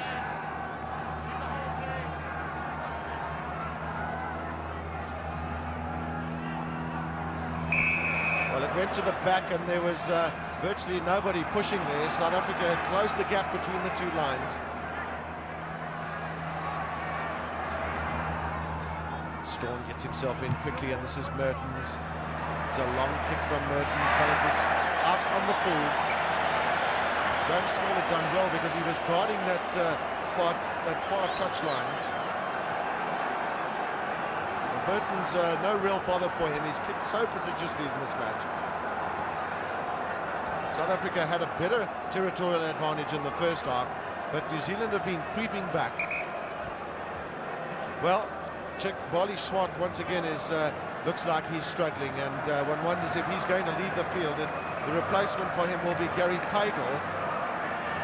Well, Gary Pagan's a very fine player, but he is a man who's played nearly all of his rugby on the tight head side. And, of course, if it's a scrum now to start again, the referee says wait for the replacement because there is a front row forward involved, but the referee said it's a line out. If it was a scrum, they'd have to wait. The doctor's got to clear it now. The doctor said okay, and that's Gary Pagel coming on. Well, what a big day for the young man from the Western Province. He has no time to get himself into this match. Just 12 minutes left, but a great opportunity for him.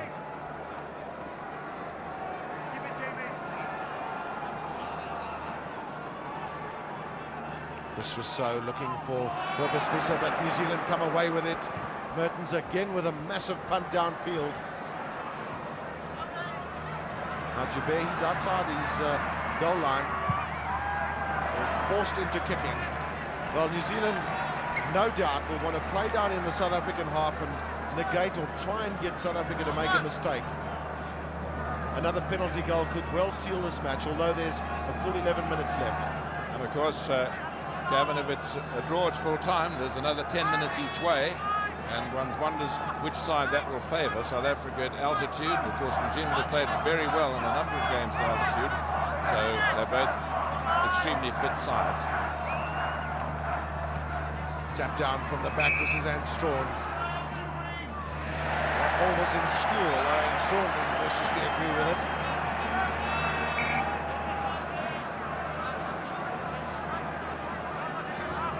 Well, the last 10 minutes will be a question of huge commitment from both teams.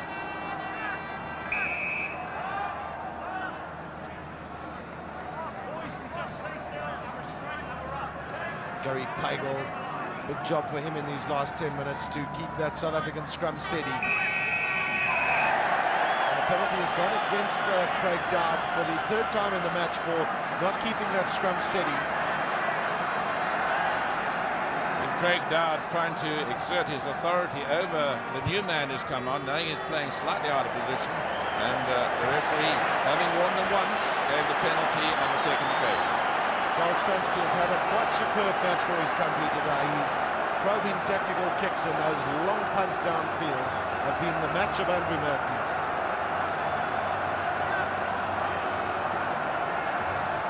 question of tactics for this line out are critical. Cobus Visser's in the front. If South Africa can secure quality ball here, will we see a drop goal or drop attempt from Joel Stransky? Visser is the taker in the front, but the ball was not in straight. So that's the second line out in a row when the throw hasn't been straight. Firstly from Fitzpatrick and secondly from Chris Rousseau. Strawn, he's got a long passes and Strawn, but he's not going to find touch. Joubert stays out of his 22. One would have thought he might have gone back in to give himself a better angle with a pass. This is Osborne looking to open up. Huge punt from him. Well, that's a magnificent kick from Glenn Osborne from the back. He's a man with so much confidence. And they call Aussie. That's no reference to any Australian roots. Aussie, derivative of Osborne, of course. Now, important throw-in for Chris Rousseau, because if he's going to find that man, Cobus Visser, the throw-in needs to be straight.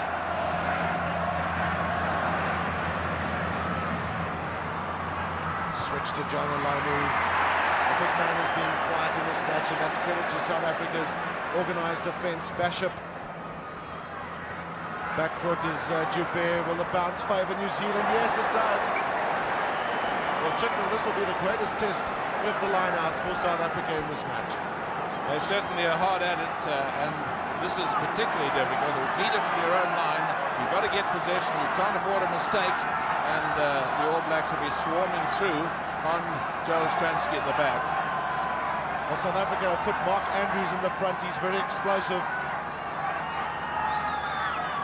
No doubt it'll go to Andrews in the front, although Anna Stradham is standing back. Big test for Chris Rousseau. Looks for Andrews and finds him.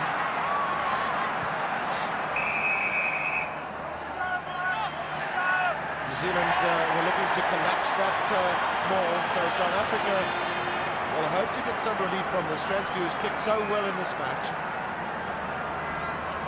Yes, the law says you cannot pull them all down, and South Africa going quite well. He hasn't found touch. Osborne. Big punt downfield from Osborne. That's off the upright. Now this is dangerous. Can South Africa regroup themselves?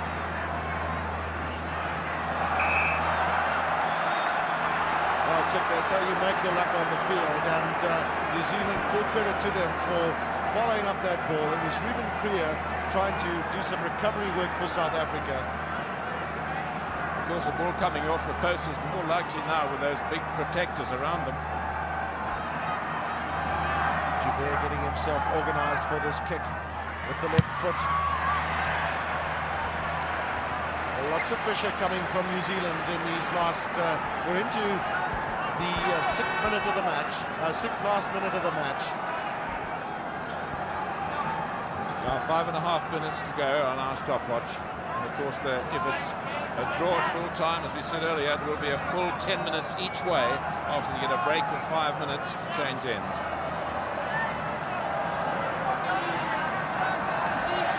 New Zealand will give credit to Ian Jones, who's been such a tower of strength in the lineouts.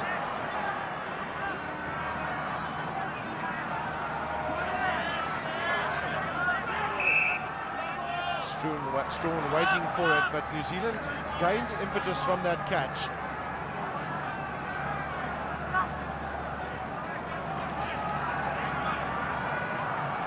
Now New Zealand have the ball. Can they bring big John Olomu into play? Or will it be Osborne on the outside? Mark Ellis, who hasn't really had a run in this match yet. Mertens. Switch to Walter Little, and this is John Olomu. Olomu, the big man's off. 3-4 South Africans are into him as Josh Kronfeld's pass goes wide. Once again, there was good defence by the Springboks there, and pressure. You only pass a bad wild pass when you're half tackled at the time, and that last pass not going to hand because of the pressure. Well, the difference between South Africa's defence and England's last weekend is that South Africa have got up quicker onto the big man, and stopped him from getting into those bullocking runs.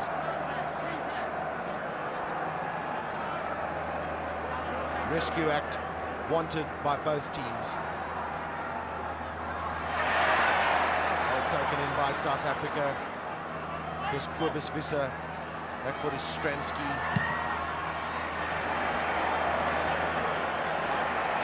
Well, Stransky's kicks have been very accurate during this match, although he didn't gain the sort of distance he would have wanted with that one. But New Zealand also will not be too concerned, because their successes in the line-out, particularly in the second half, have been plentiful. That's Robin Brooke, also played his role behind Emian Jones. Taken once again by Jones. It's almost like clockwork from the big man. Little looking for and almost finding the space that he wanted. This is Basham, who's come back onto the field flying strong. And once again, the relentlessness of the All Black pressure. Whenever they get a good ball, they string it around. When they want to get back in their opponent's half, they seem to be getting enough ball in order to do that. And they've obviously decided they must play it in the Springbok half of the field, so any penalties or mistakes can be converted into points, and South Africa will have to launch their attacks from way, way out from their opponent's try line. One of the lowest scoring matches in Rugby World Cup 95. 9 points all, 3 minutes left. New Zealand once again show their supremacy in the line-outs. Frank Bunce. Just Confront was right on his shoulder. This is Mertens again. Has he got this drop goal? No, it swung wide.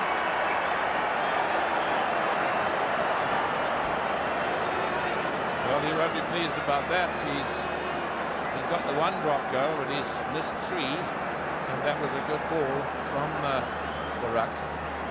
He would, of course, been a hero if it had gone over. Here he is again with it, and it seemed to slice off the side of his boot and missed by quite a big margin. Stransky once again looking for the deep kick. Get into the New Zealand half. Osborne.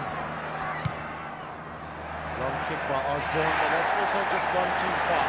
Well, Stransky did well, because he was almost forced into having to catch that ball.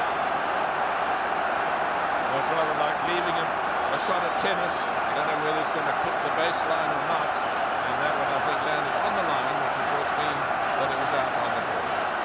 So possession, All Blacks in the second half, having had just the better, 52 against 48%. That's largely due to their successes in the line-outs. Good jump from Andrews at the back, but Hannes Strydom can't control.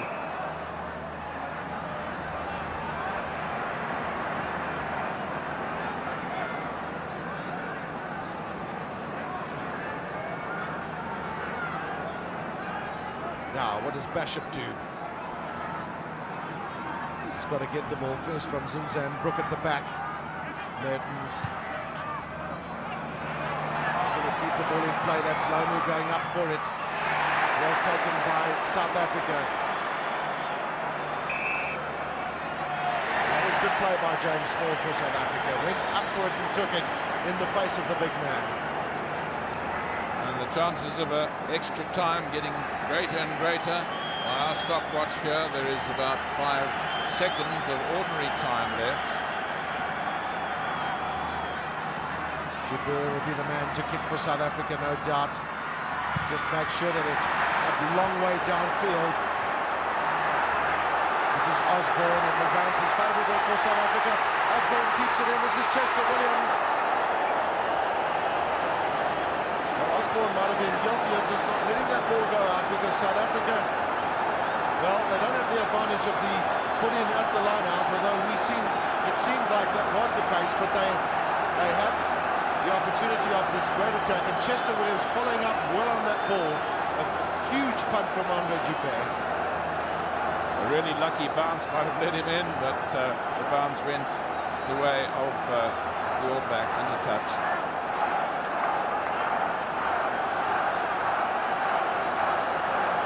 Now, Fitzpatrick, it's on his shoulders. He finds Jones again. Jones so easily, just going up with two hands, and then Bishop can bring the release. And controlling the lineouts is so important, and Ian Jones has shown today for New Zealand that he's able to do that. Well, that's the closing score, 9 points all, and now there will be a 5-minute break. This is the first time in the match. 10 minutes of two halves, and after that, well, we'll discuss that situation, but a quick break for the players. The various personnel in support will come onto the field to discuss the situation, but 10 minutes each way after this. If the players are still locked in at a draw, it will then be the scorer of the most tries in the match, and of course there aren't any. After that, the least players ordered from the field during the tournament. So South Africa have had players sent off the field, New Zealand have not, and that would mean that New Zealand would secure the Webb Ellis Trophy, and that would be very sad for the host country. Yes, but I don't think any of those 30 players on the field would like the result to be determined. Any advice about what happens if there's still a draw at the end of the time? The touch judge today is, of course, Eric Bevan, who handled the final of the World Cup in 1991. But Gavin, I don't think there could ever be two teams that are more evenly matched. Well, could we ask for a more fitting finale as Laurie Mains, the coach of New Zealand, leaves the field, and two great teams from the Southern Hemisphere locked in an incredible tussle.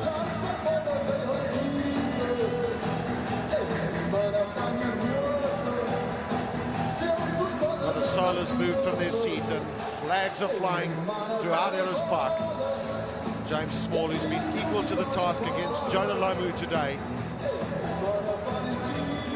That's come about because of organised defence from the South African side. Morné du Plessis and the manager and Kitch Christie, the coach, were on the field to have a few words with the South African team.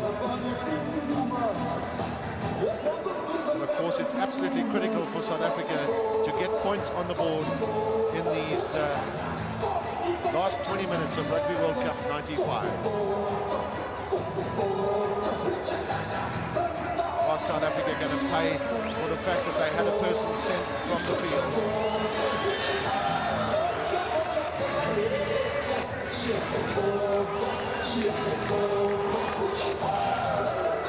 Colin Meads, the legendary former great All Black, alongside Sir Ewart Bell, the chairman of Rugby World Cup Limited. I played against Ewart Bell in his only international government when he played for Ireland against Scotland in 1953, and he was a quiet, very engaging character then, who was a very good player, followed every ball right to the death, and he was a fine opponent, a great chap to play against. Well, he's contributing to this match, and that's Francois Pinard. Steve Twitty, the Minister of Sport, there, just puffing on a cigarette. The game is as tense for him as the players out in the middle.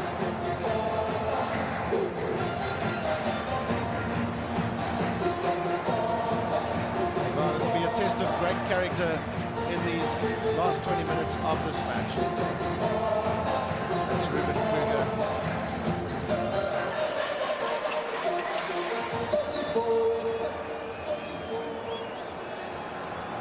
Well, these last 20 minutes of this match are going to be a great test of character and skill from two sides that have been so evenly matched. 9 points all, they're locked in at as Andrew Mertens will restart for New Zealand. And both teams will be guarding against making mistakes in these 20 minutes. 10 minutes each way in this extra time at Rugby World Cup 95.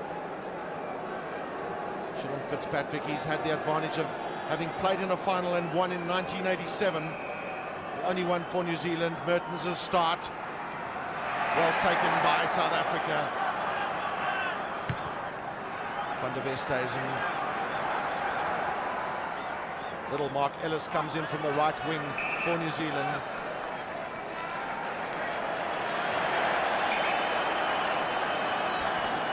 That's Mark Ellis.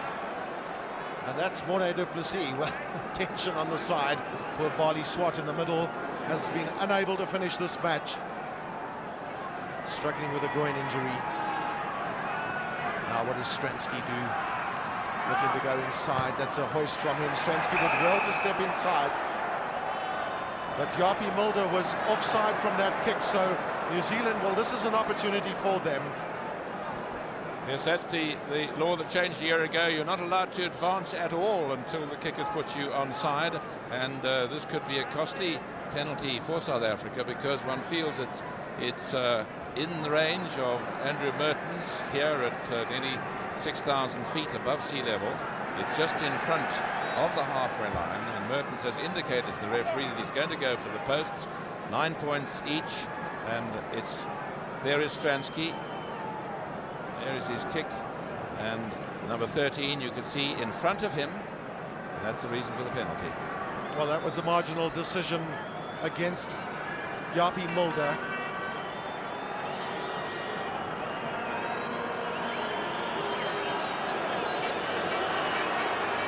One of the most important kicks in young Andrew Mertens' career as an All Black.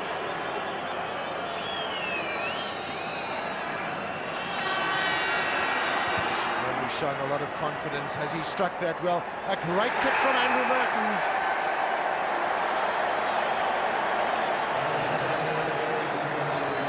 Well, he certainly had length in reserve, because it was high above the crossbar when it went over, and that is a very useful thing for New Zealand.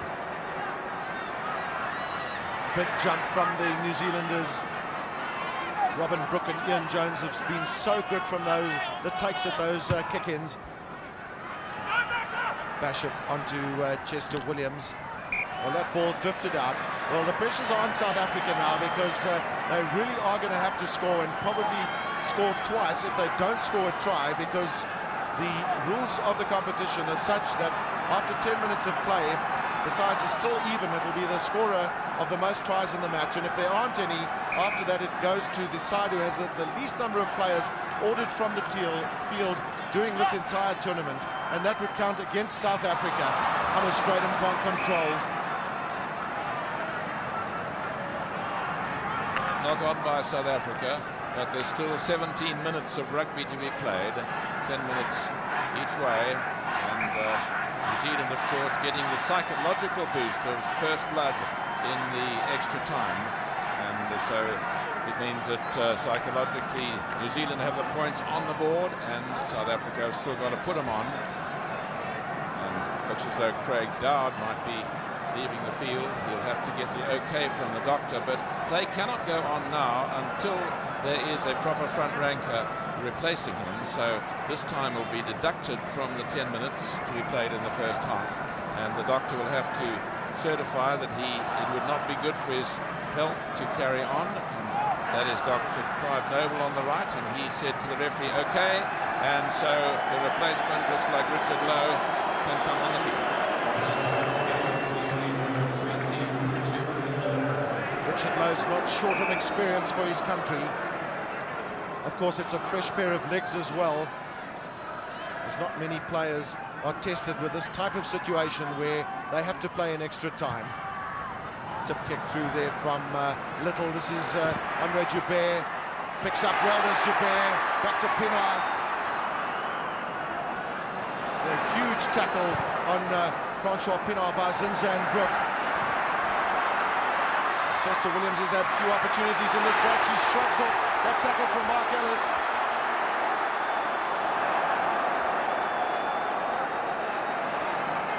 Extremely well done by Chester Williams. He kept that ball, and this is James Small. Well, the pass went forward, so South African hands are on their head. Joel Stransky feels quite alarmed. So does Johan Roux on the bench for South Africa. Yes, the referee quite well positioned to see it. Here he is, James Small. Perhaps he hesitated as he passed. Sometimes a straight pass is reckoned to be a forward pass, but the referee is the sole judge of facts, and he says it was forward. And just out of picture, there's another man getting a bit of attention, but the referee says carry on, and if it's not a front ranker, they can insist that play continues. Well, that's little Graham Bishop down, so Andrew Mertens will have to put in for New Zealand.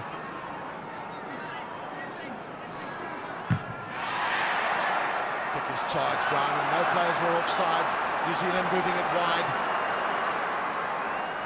Frank Bunce finding space in the middle of the field. Bunce worms his way out of that tackle.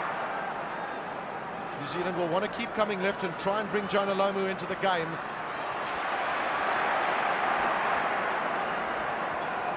Osborne's support is meritorious there for the All Blacks.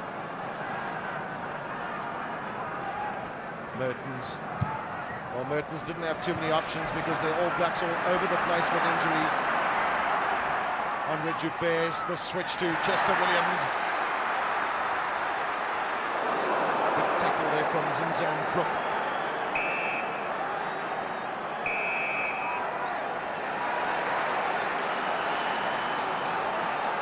Well, Mark Andrews is down for South Africa, and Chester Williams was very, very heavily tackled. All the New Zealanders are back on their feet.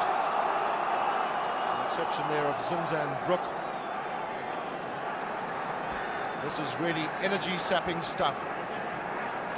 Yes, Mark took a kick there. It looked quite an energy-sapping kick, and the referee has called Richard Lowe over to be reprimanded. And we'll see if we can hear what he says. He's also going to consult with the touch judge.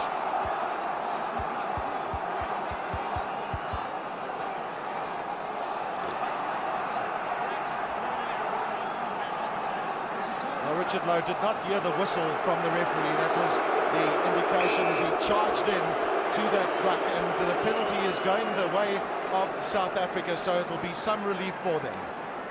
And you heard coming through the other mic, the referee saying to Fitzpatrick a caution. So Richard Lowe has been officially cautioned, so if he indulges in any doubtful play again, the law says he must, underline must, be sent off.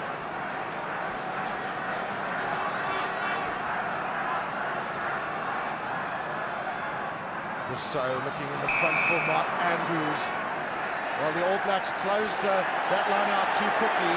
So South Africa have the free kick. They will not be able to kick a goal. Tactical appreciation from Francois Pinault is critical. Once again, it's Peter Durant looking for some form of weakness in the All Black armour. Stransky, switch to Yapi Mulder. Mulder shrugs off that first tackle. It was good play by the big centre.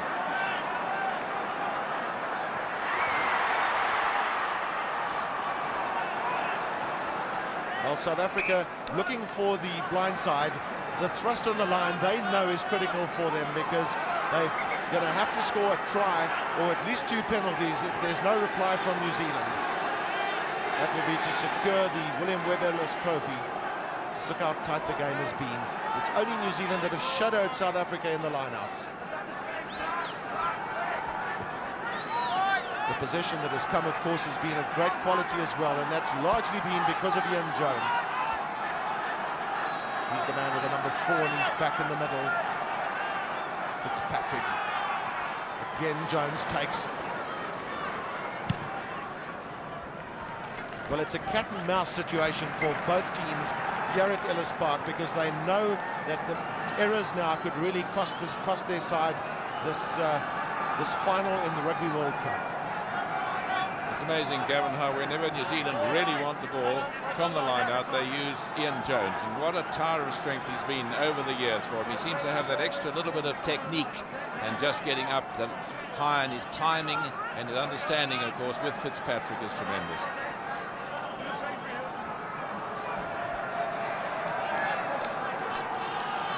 Chris Rousseau looking for Hannes Strydom. That's the tap down. It was well played by Peter Durant. Get New Zealand into the back foot. Stransky. This time the South African midfielder onside. That's the tap down.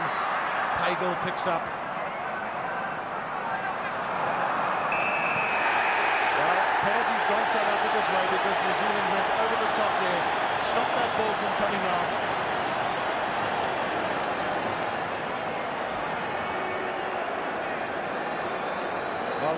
moment, the situation is that New Zealand lead by those 3 points then, 12 points to 9, and Stransky this time has got this kick of immense importance for his country.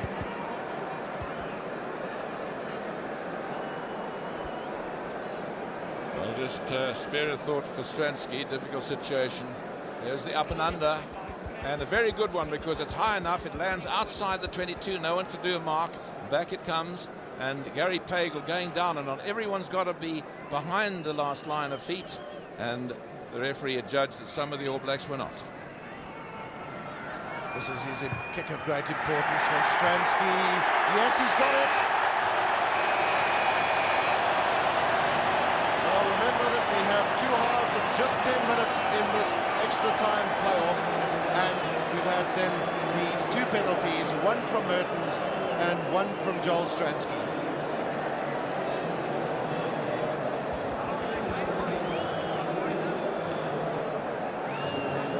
12 points all then locked in the struggle. Just 10 minutes left of Rugby World Cup 95. There will be no extra time after that, and then we are into the permutations. Joel Stransky, neither he nor Andrew Mertens have been found wanting when the critical situation arrived for both their respective countries. Lovely view of the Ellis Park Stadium. All 62,000 people just locked in here. And really, could we have asked for a more fitting finale? Well, I'm wondering what all the press reporters are thinking. They're trying to coin new words, new superlatives to try to describe the tremendous feeling in this whole ground. 62,000 people feeling the tension. And Gavin Johnson there and Paulie Swart, they must be feeling tense. Paulie Swart looking as though he's been in the wars. There's Johan Roux, there's Big Jonah Nomu, who has been such a factor here. And on the field, looks as though Stransky, has, at least Troyley, has come on. We'll have to see whether he's going to take his place. Gavin, I've never known an atmosphere that is quite as electric. 9 all at half-time, at full time, and in half-time, the extra time, 12 all, and the scores absolutely identical. Each side has scored 1 drop goal, and each side has scored 3 penalty goals. And now we have 10 nail-biting minutes to go. Rugby World Cup has certainly spelt out Masakani, the Nguni word for capturing the essence of nation building in South Africa. And it's all joy and liveliness here at Ellis Park as everybody raptures to the words of Shosholoza, the workers' song that the South African rugby team have adopted during Rugby World Cup 95. One wonders how the players are feeling now. They've been through not only an exhausting 82-odd minutes, they've had another exhausting 11 and a half, and now they've got at least 10 to go. There in the middle, there's the chairman of the World Cup sitting next to Mr. Mandela, and Francois Pienaar showing all the tension that he must be feeling, perspiring and wondering whether to change the game. He can change it. What can they do to try to get through this All Black defence? Not a try scored in the whole match, and one feels that the first team to score a try could well run out the winners of this tense match. Well, Mark Andrews is the man who's left the field for South Africa and been replaced by Rudolf Strali. Tactically, that's a good move. Strali used to the number 8 position, a pair of fresh legs for his country, and both teams then having had men having left the field. The All Blacks 4, South Africa 3. That's Ruben Creer, and this is Joel Stransky.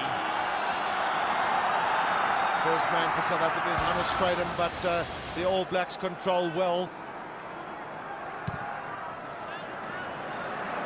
Joubert catches in his 22. It's no bother for him because he'll want to chase the All Blacks right back. A massive punt from him. South Africa's chances now really rest on them spending these 10 minutes in the New Zealand half of the field and converting into points. If it's kicks, it'll have to be a one possibly from Stransky, and New Zealand will be guarding against making errors. Andrew Mertens just having a word with Sean Fitzpatrick as to what he wants from this dropout. No doubt it'll be one deep.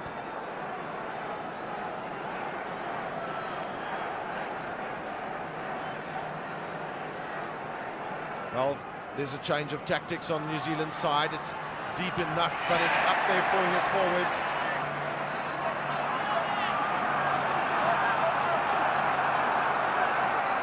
Taken on by Ruben Kriel. New Zealand has tried to turn him to face their posts. Stransky, and up goes Henry LaRue. Was there a knock-on coming from New Zealand? Yes, and South Africa will be delighted because they can expect possession now. Their backs will be lining deep. All Blacks lining absolutely shallow, and it'll be attacking skills against tremendous defence.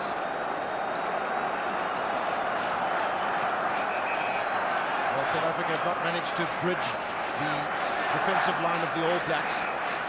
But Joel Stransky looked to try and drop. That's not something you see often from a set piece, from a set scrum in particular. South Africa channeling the ball well. That scrum's gone through the 90 degrees. Well, it's interesting to see how Joel Stransky has positioned himself, because he's standing a little wider, facing the scrum.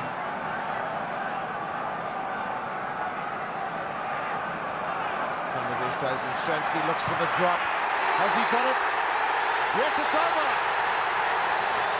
Stransky's drop number 2 in the match, and South Africa are in the lead. 15 points to 12. Just 7 minutes of play left, and these will be the longest 7 minutes that those 15 players and these 62,000 people. Look at this again. Stransky under pressure from Mertens, and he gets his kick in. Beautiful, stylish kick, head down, follow through, and he is delighted. All the Springboks' arms went up in delight, but it's not over yet. Expect a surge from New Zealand. Long pass out from Jones. Mertens again. Little bunts. Ellis on the outside. Great play there by Mark Ellis in reading the game, but he can't take. Well, South Africa will have to put in at the scrum. 7 nail-biting minutes left. 3 points the difference, and New Zealand, there's a stoppage for Walter Little, who went down quite heavily. The rugby's been great. It's been a feast. The weather's played along. The spectators have enjoyed every minute of the spectacular. There's the man who's contributed all the points for the Springboks today. And there's even tension up in the VIP box. Dr. Louis Late sitting next to Mr. Mandela.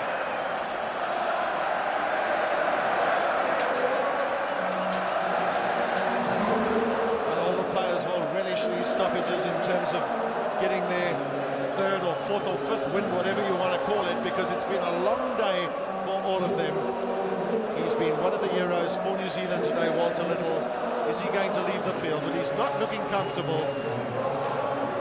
It's as though he wants to stay on, but the doctor's suggesting he should leave. Of course, under circumstances like that, the referee can actually order him off under Law 3, which is number of players. The doctor says it would be bad for his health to carry on. The referee says he must go off, and then of course he can be replaced. Well, Little shrugs off the advice of the doctor. He wants to be part of the finish of this match. Joubert.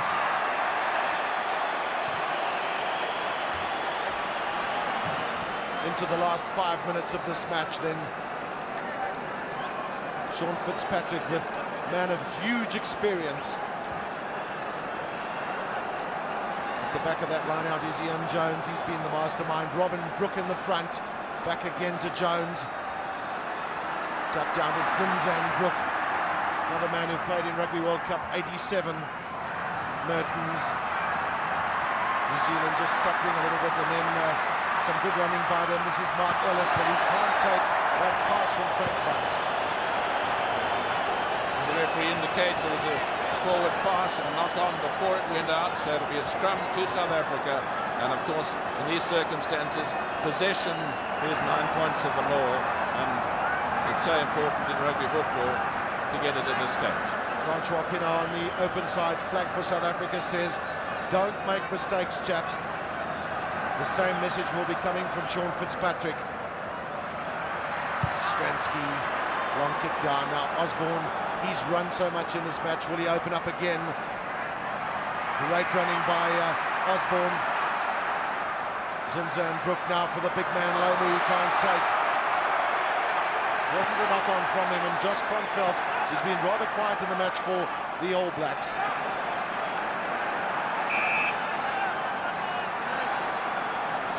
Well, every minute that ticks away is a victory for South Africa. That's James Small down on the ground.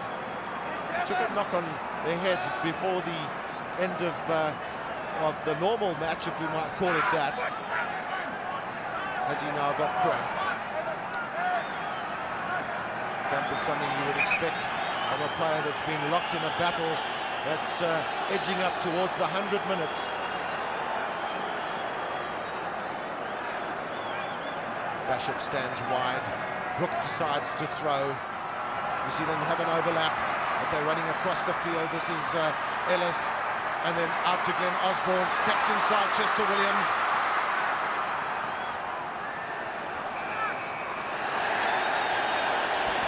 There's real seven-a-side stuff, and the referee says there was obstruction there, and a penalty to South Africa. And on my stopwatch, we've had 7 minutes and 20 seconds of the 10.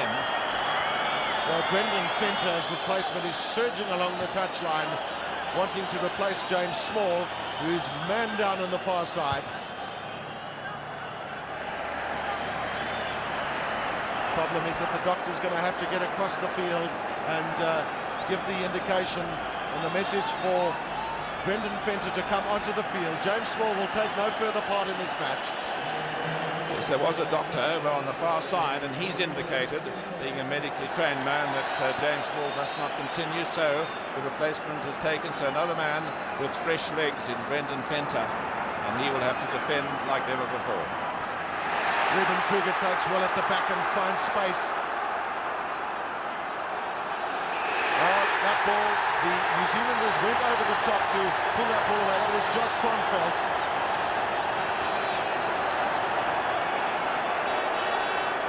Referee does well to step in quickly to stop any eruption there. The All Blacks will be hugely disappointed by the fact that a penalty's been given against them, but it was the correct decision as they played the ball on the wrong side of that ruck. Well, the referee, I think, did the right thing not to make a lot of the interruption, the dirty play, because there were a few punches thrown, one by Richard Lowe, who's on a caution, and one would have been very disappointed if a player was to be sent off at this stage of the game. There, the ball is on the ground. That man, number 7, is playing the ball on the ground. That's the reason for the penalty. And then a little bit of irritable stuff happened after that. And now Stransky with a kick that will take a little time. There's 1 minute to go, but another 3 points would make it much safer for South Africa. There's but no time left in this match. South Africa lead 15 points to 12. Defence has been so good that this kick is so vital for South Africa, but it's not going to curl in. Well, the drama continues here at Ellis Park. New Zealand know that this might well be their last chance. Bishop taking his time. Decides with a short one. New Zealand want to keep possession, keep the ball in hand. Walter Little is swamped by South Africans. Good play there by Brendan Fenter. Well, South Africa have the put in. And importantly for them, they will want to control this scrum. If they can keep possession and, if necessary, play it out wide, they will not want to make any mistakes. Is this the last scrum of the match? Stransky and Leroux are moving around. Leroux goes in. That is it. The final whistle when South Africa win this Rugby World Cup final by 15 points to 12. And what a dramatic finish for the host country. It has always been said that the host country has a huge advantage. Well, South Africa have used that to their best of their ability. And an absolutely dramatic finish. Just look at those men out there in the middle. Francois Pienaar, the captain, very cheerful, getting his men together. He's asked for all the reserves to come down and join them. And there'll be a couple of words of thanks to all those people that have made this possible.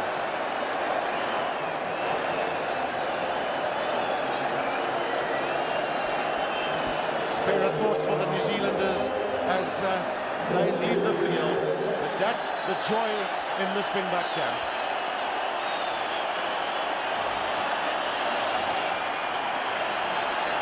And in the crowds at the back, there's jubilation, unbelievable. They're so delighted, and there'll be parties tonight.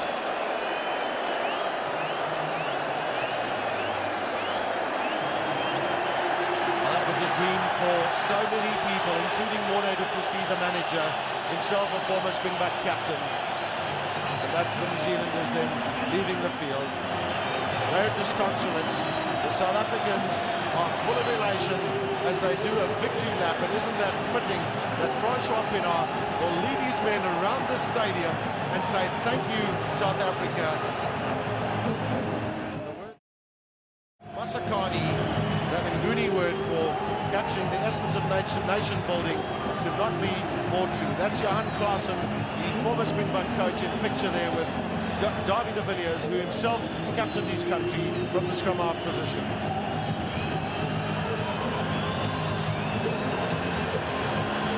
I think gone is all the tiredness and the exhaustion. What a fillip they will have got to their spirits with that realization that all their hard work of a year and more has led to winning the World Cup.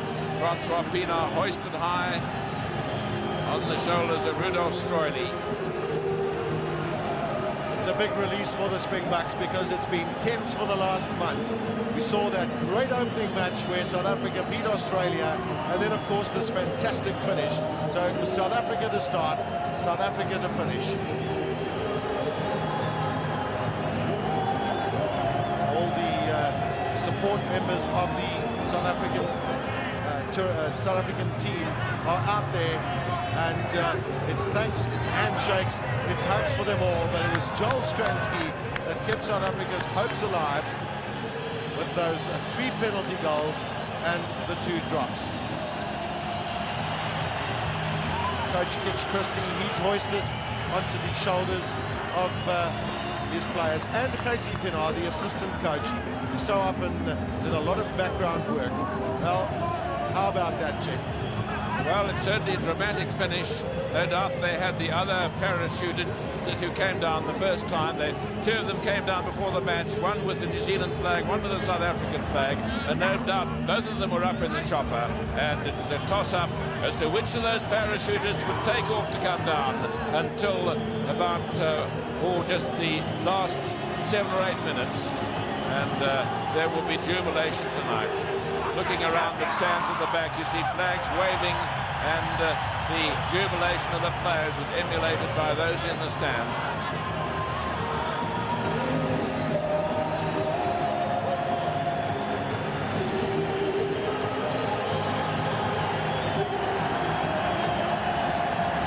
There's the message. Congratulations, South Africa, as it comes into the stadium. Isn't that a wonderful sight?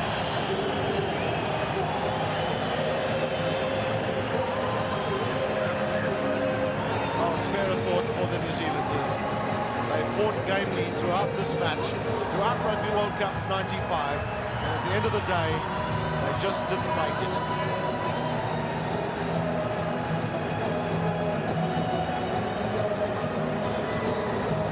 See you in Wales. That's quite a nice touch. And one hopes that there will be the spirit of this World Cup taken over to Wales in the next one.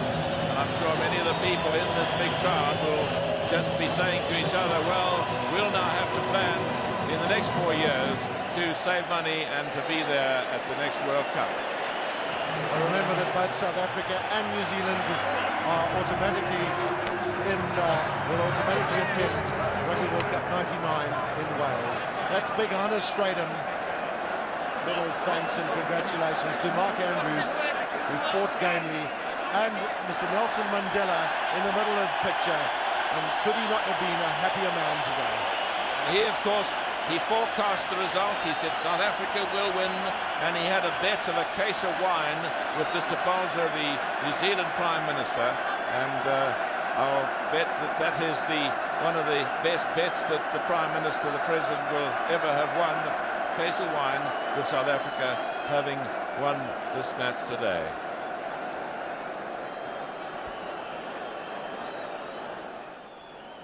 Francois Pienaar, you are the captain of the world champions. David, I don't know what to say. It's very emotional. The team has played superbly. It's been the greatest 6 weeks of my life, and too many people to thank at this stage. What a tremendous contest. Yeah, it was very tough. The All Blacks played brilliant rugby. They kept in for the extra 20 minutes. I want to take my hat off to them, playing a superb tournament, and well done, Sean, you and your men. Francois, and then we had 65,000 South Africans here today. Tremendous support. David, we didn't have 60,000 South Africans. We had 43 million South Africans.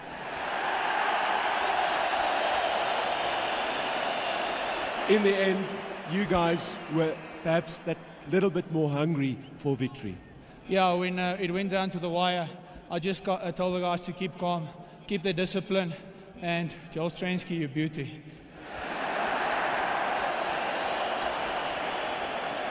Well done, Francois Pienaar. Thank you.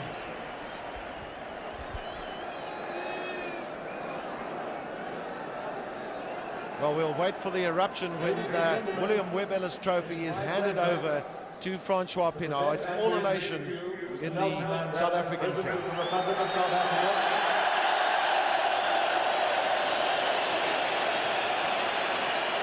Mr. Steve Minister of Sport, Sir Ewan Bell, Chairperson of Rugby World Cup Limited.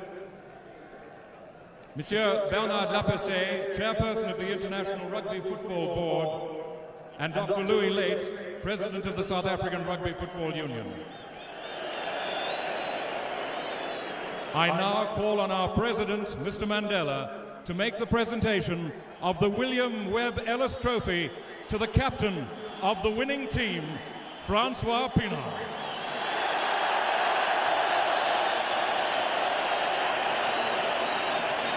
They've worked hard for it, have the South African team, and what more fitting than the popular Francois Pienaar to collect that trophy.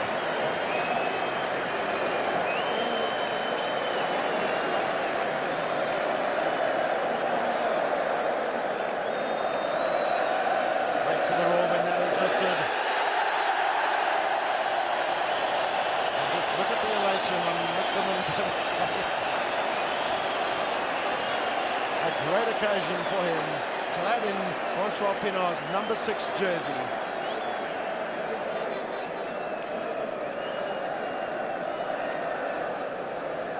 All the players clamouring to get a touch of the historic trophy. It's made its way to its 3rd Rugby World Cup tournament. And the South Africans really will be savouring this moment.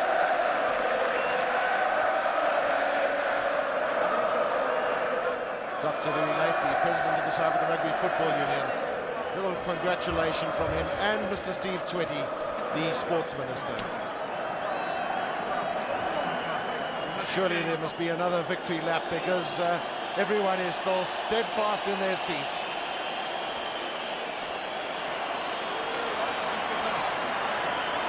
Chris Rousseau carries on that proud record of never having been in a losing team for his country.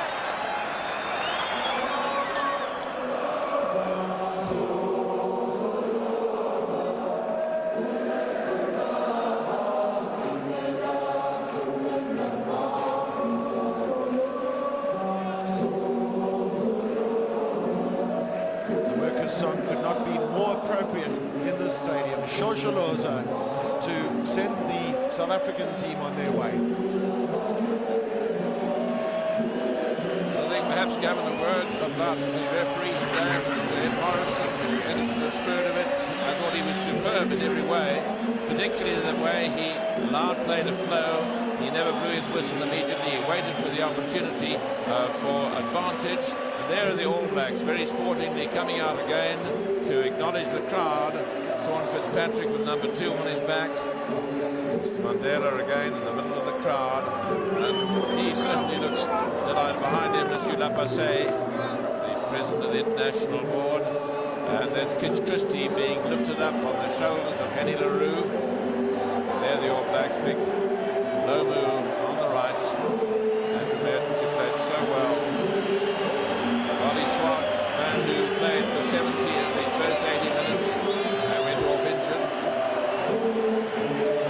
Well, it's very difficult for those All Blacks to have to enter the stadium again with the disappointment that's mirrored on their faces. But such is the sporting approach by the All Blacks that they've come out to say thank you to the people out there. Zinzan Brook claps his hands, waves. This will be probably his last Rugby World Cup. James Small on the right there, the man who had the difficult job of marking the great big 118-kilogram Jonah Lomu, Mornay Duplessis, former Springbok captain, captained the Springbok side and beat the All Blacks, as did his father, Felix Duplessis, in 1949. Francois Pienaar saying well played to the All Blacks. Well, Francois Pienaar has just done a quite remarkable job as captain for his country. So many people have often said that, was he worth his place in the team? Well, that hasn't been in question. And he's led his team extremely well, both on and off the field. Very sporting captain, leads by example, and today, well, it's the day of his life. And Francois came back from injury beginning of the season. He started late. First couple of matches he played, he was a little overweight, wasn't as fit as he did, but he insisted on carrying on playing because that's the best way to get into condition. And Francois Pienaar over there on the far side for the second time. Casey Pienaar on the left there. There's Joel Stransky in the middle, the man who picked all the points for South Africa. Next to him, Henny LaRue, Joost van der Westhuizen, great scrum half. Jalpi Mulder on the left, and on the right hooker, Chris Rousseau. It's quite wonderful that the South African team have decided to just walk around the stadium and let everybody get a good look at them and savour the moment, because quick lap of honour with a run around and they would have been off the field, but they'll regroup as well for photographs from the multitude of people. There are flashes all over the stadium as everybody looks to get his little piece of this great memento in South Africa's rugby history.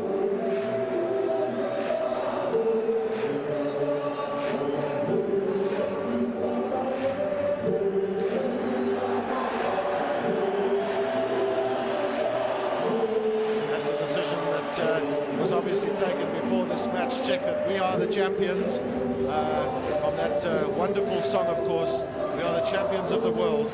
Well, South Africa are the champions of the world until the next Rugby World Cup in 1999, and fittingly so, after having conducted a very, very successful campaign. And all credit to the organisation. I think the organisers have done a magnificent job. Hotels have coped, the tourist trade will get a huge boost from it. South African Airways, one might say, have been magnificent. All the extra flights, everything going absolutely like clockwork, and the hotel industry managed to cope with a tremendous strain. Thousands, probably 30, 40,000 tourists came here, and they've seen all sorts of parts of South Africa, the game reserves, the beaches, sunshine, and they've enjoyed it. A beautiful day for rugby, about 13 hours of solid sunshine. In the back, we see the sky is still clear, and hardly a soul has moved from those huge stands. They're still here savouring this moment, or these moments of victory, and remembering a game, probably the longest rugby match that they will ever remember having seen, and it went on for about 105, 106 minutes. That's Big Cobus Visa. smiles galore on the straight on.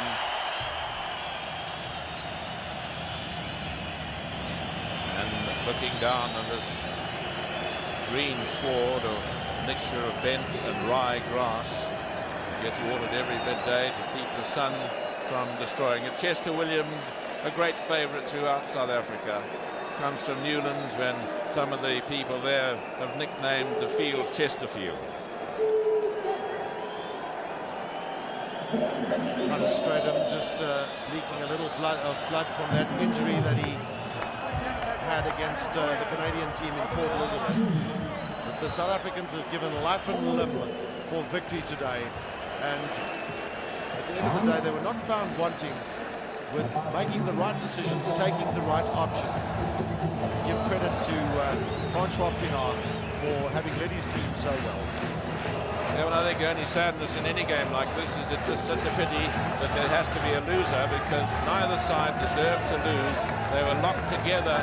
Of those 105 minutes, they were locked absolutely in a drawn situation after about nearly 98 minutes of rugby. The score was still 12-all, and only that fatal last penalty, as far as New Zealand was concerned, when Joel Stransky managed to kick his third penalty. He also contributed 2 drop goals, and Andrew Merton for New Zealand got a drop goal and 3 penalties. So 15 points to 12. One can't imagine a closer game than that. And the fact that it was a low-scoring match shows that the defensive qualities of both sides were absolutely superb. And that man, Francois Pienaar, played the game of his life.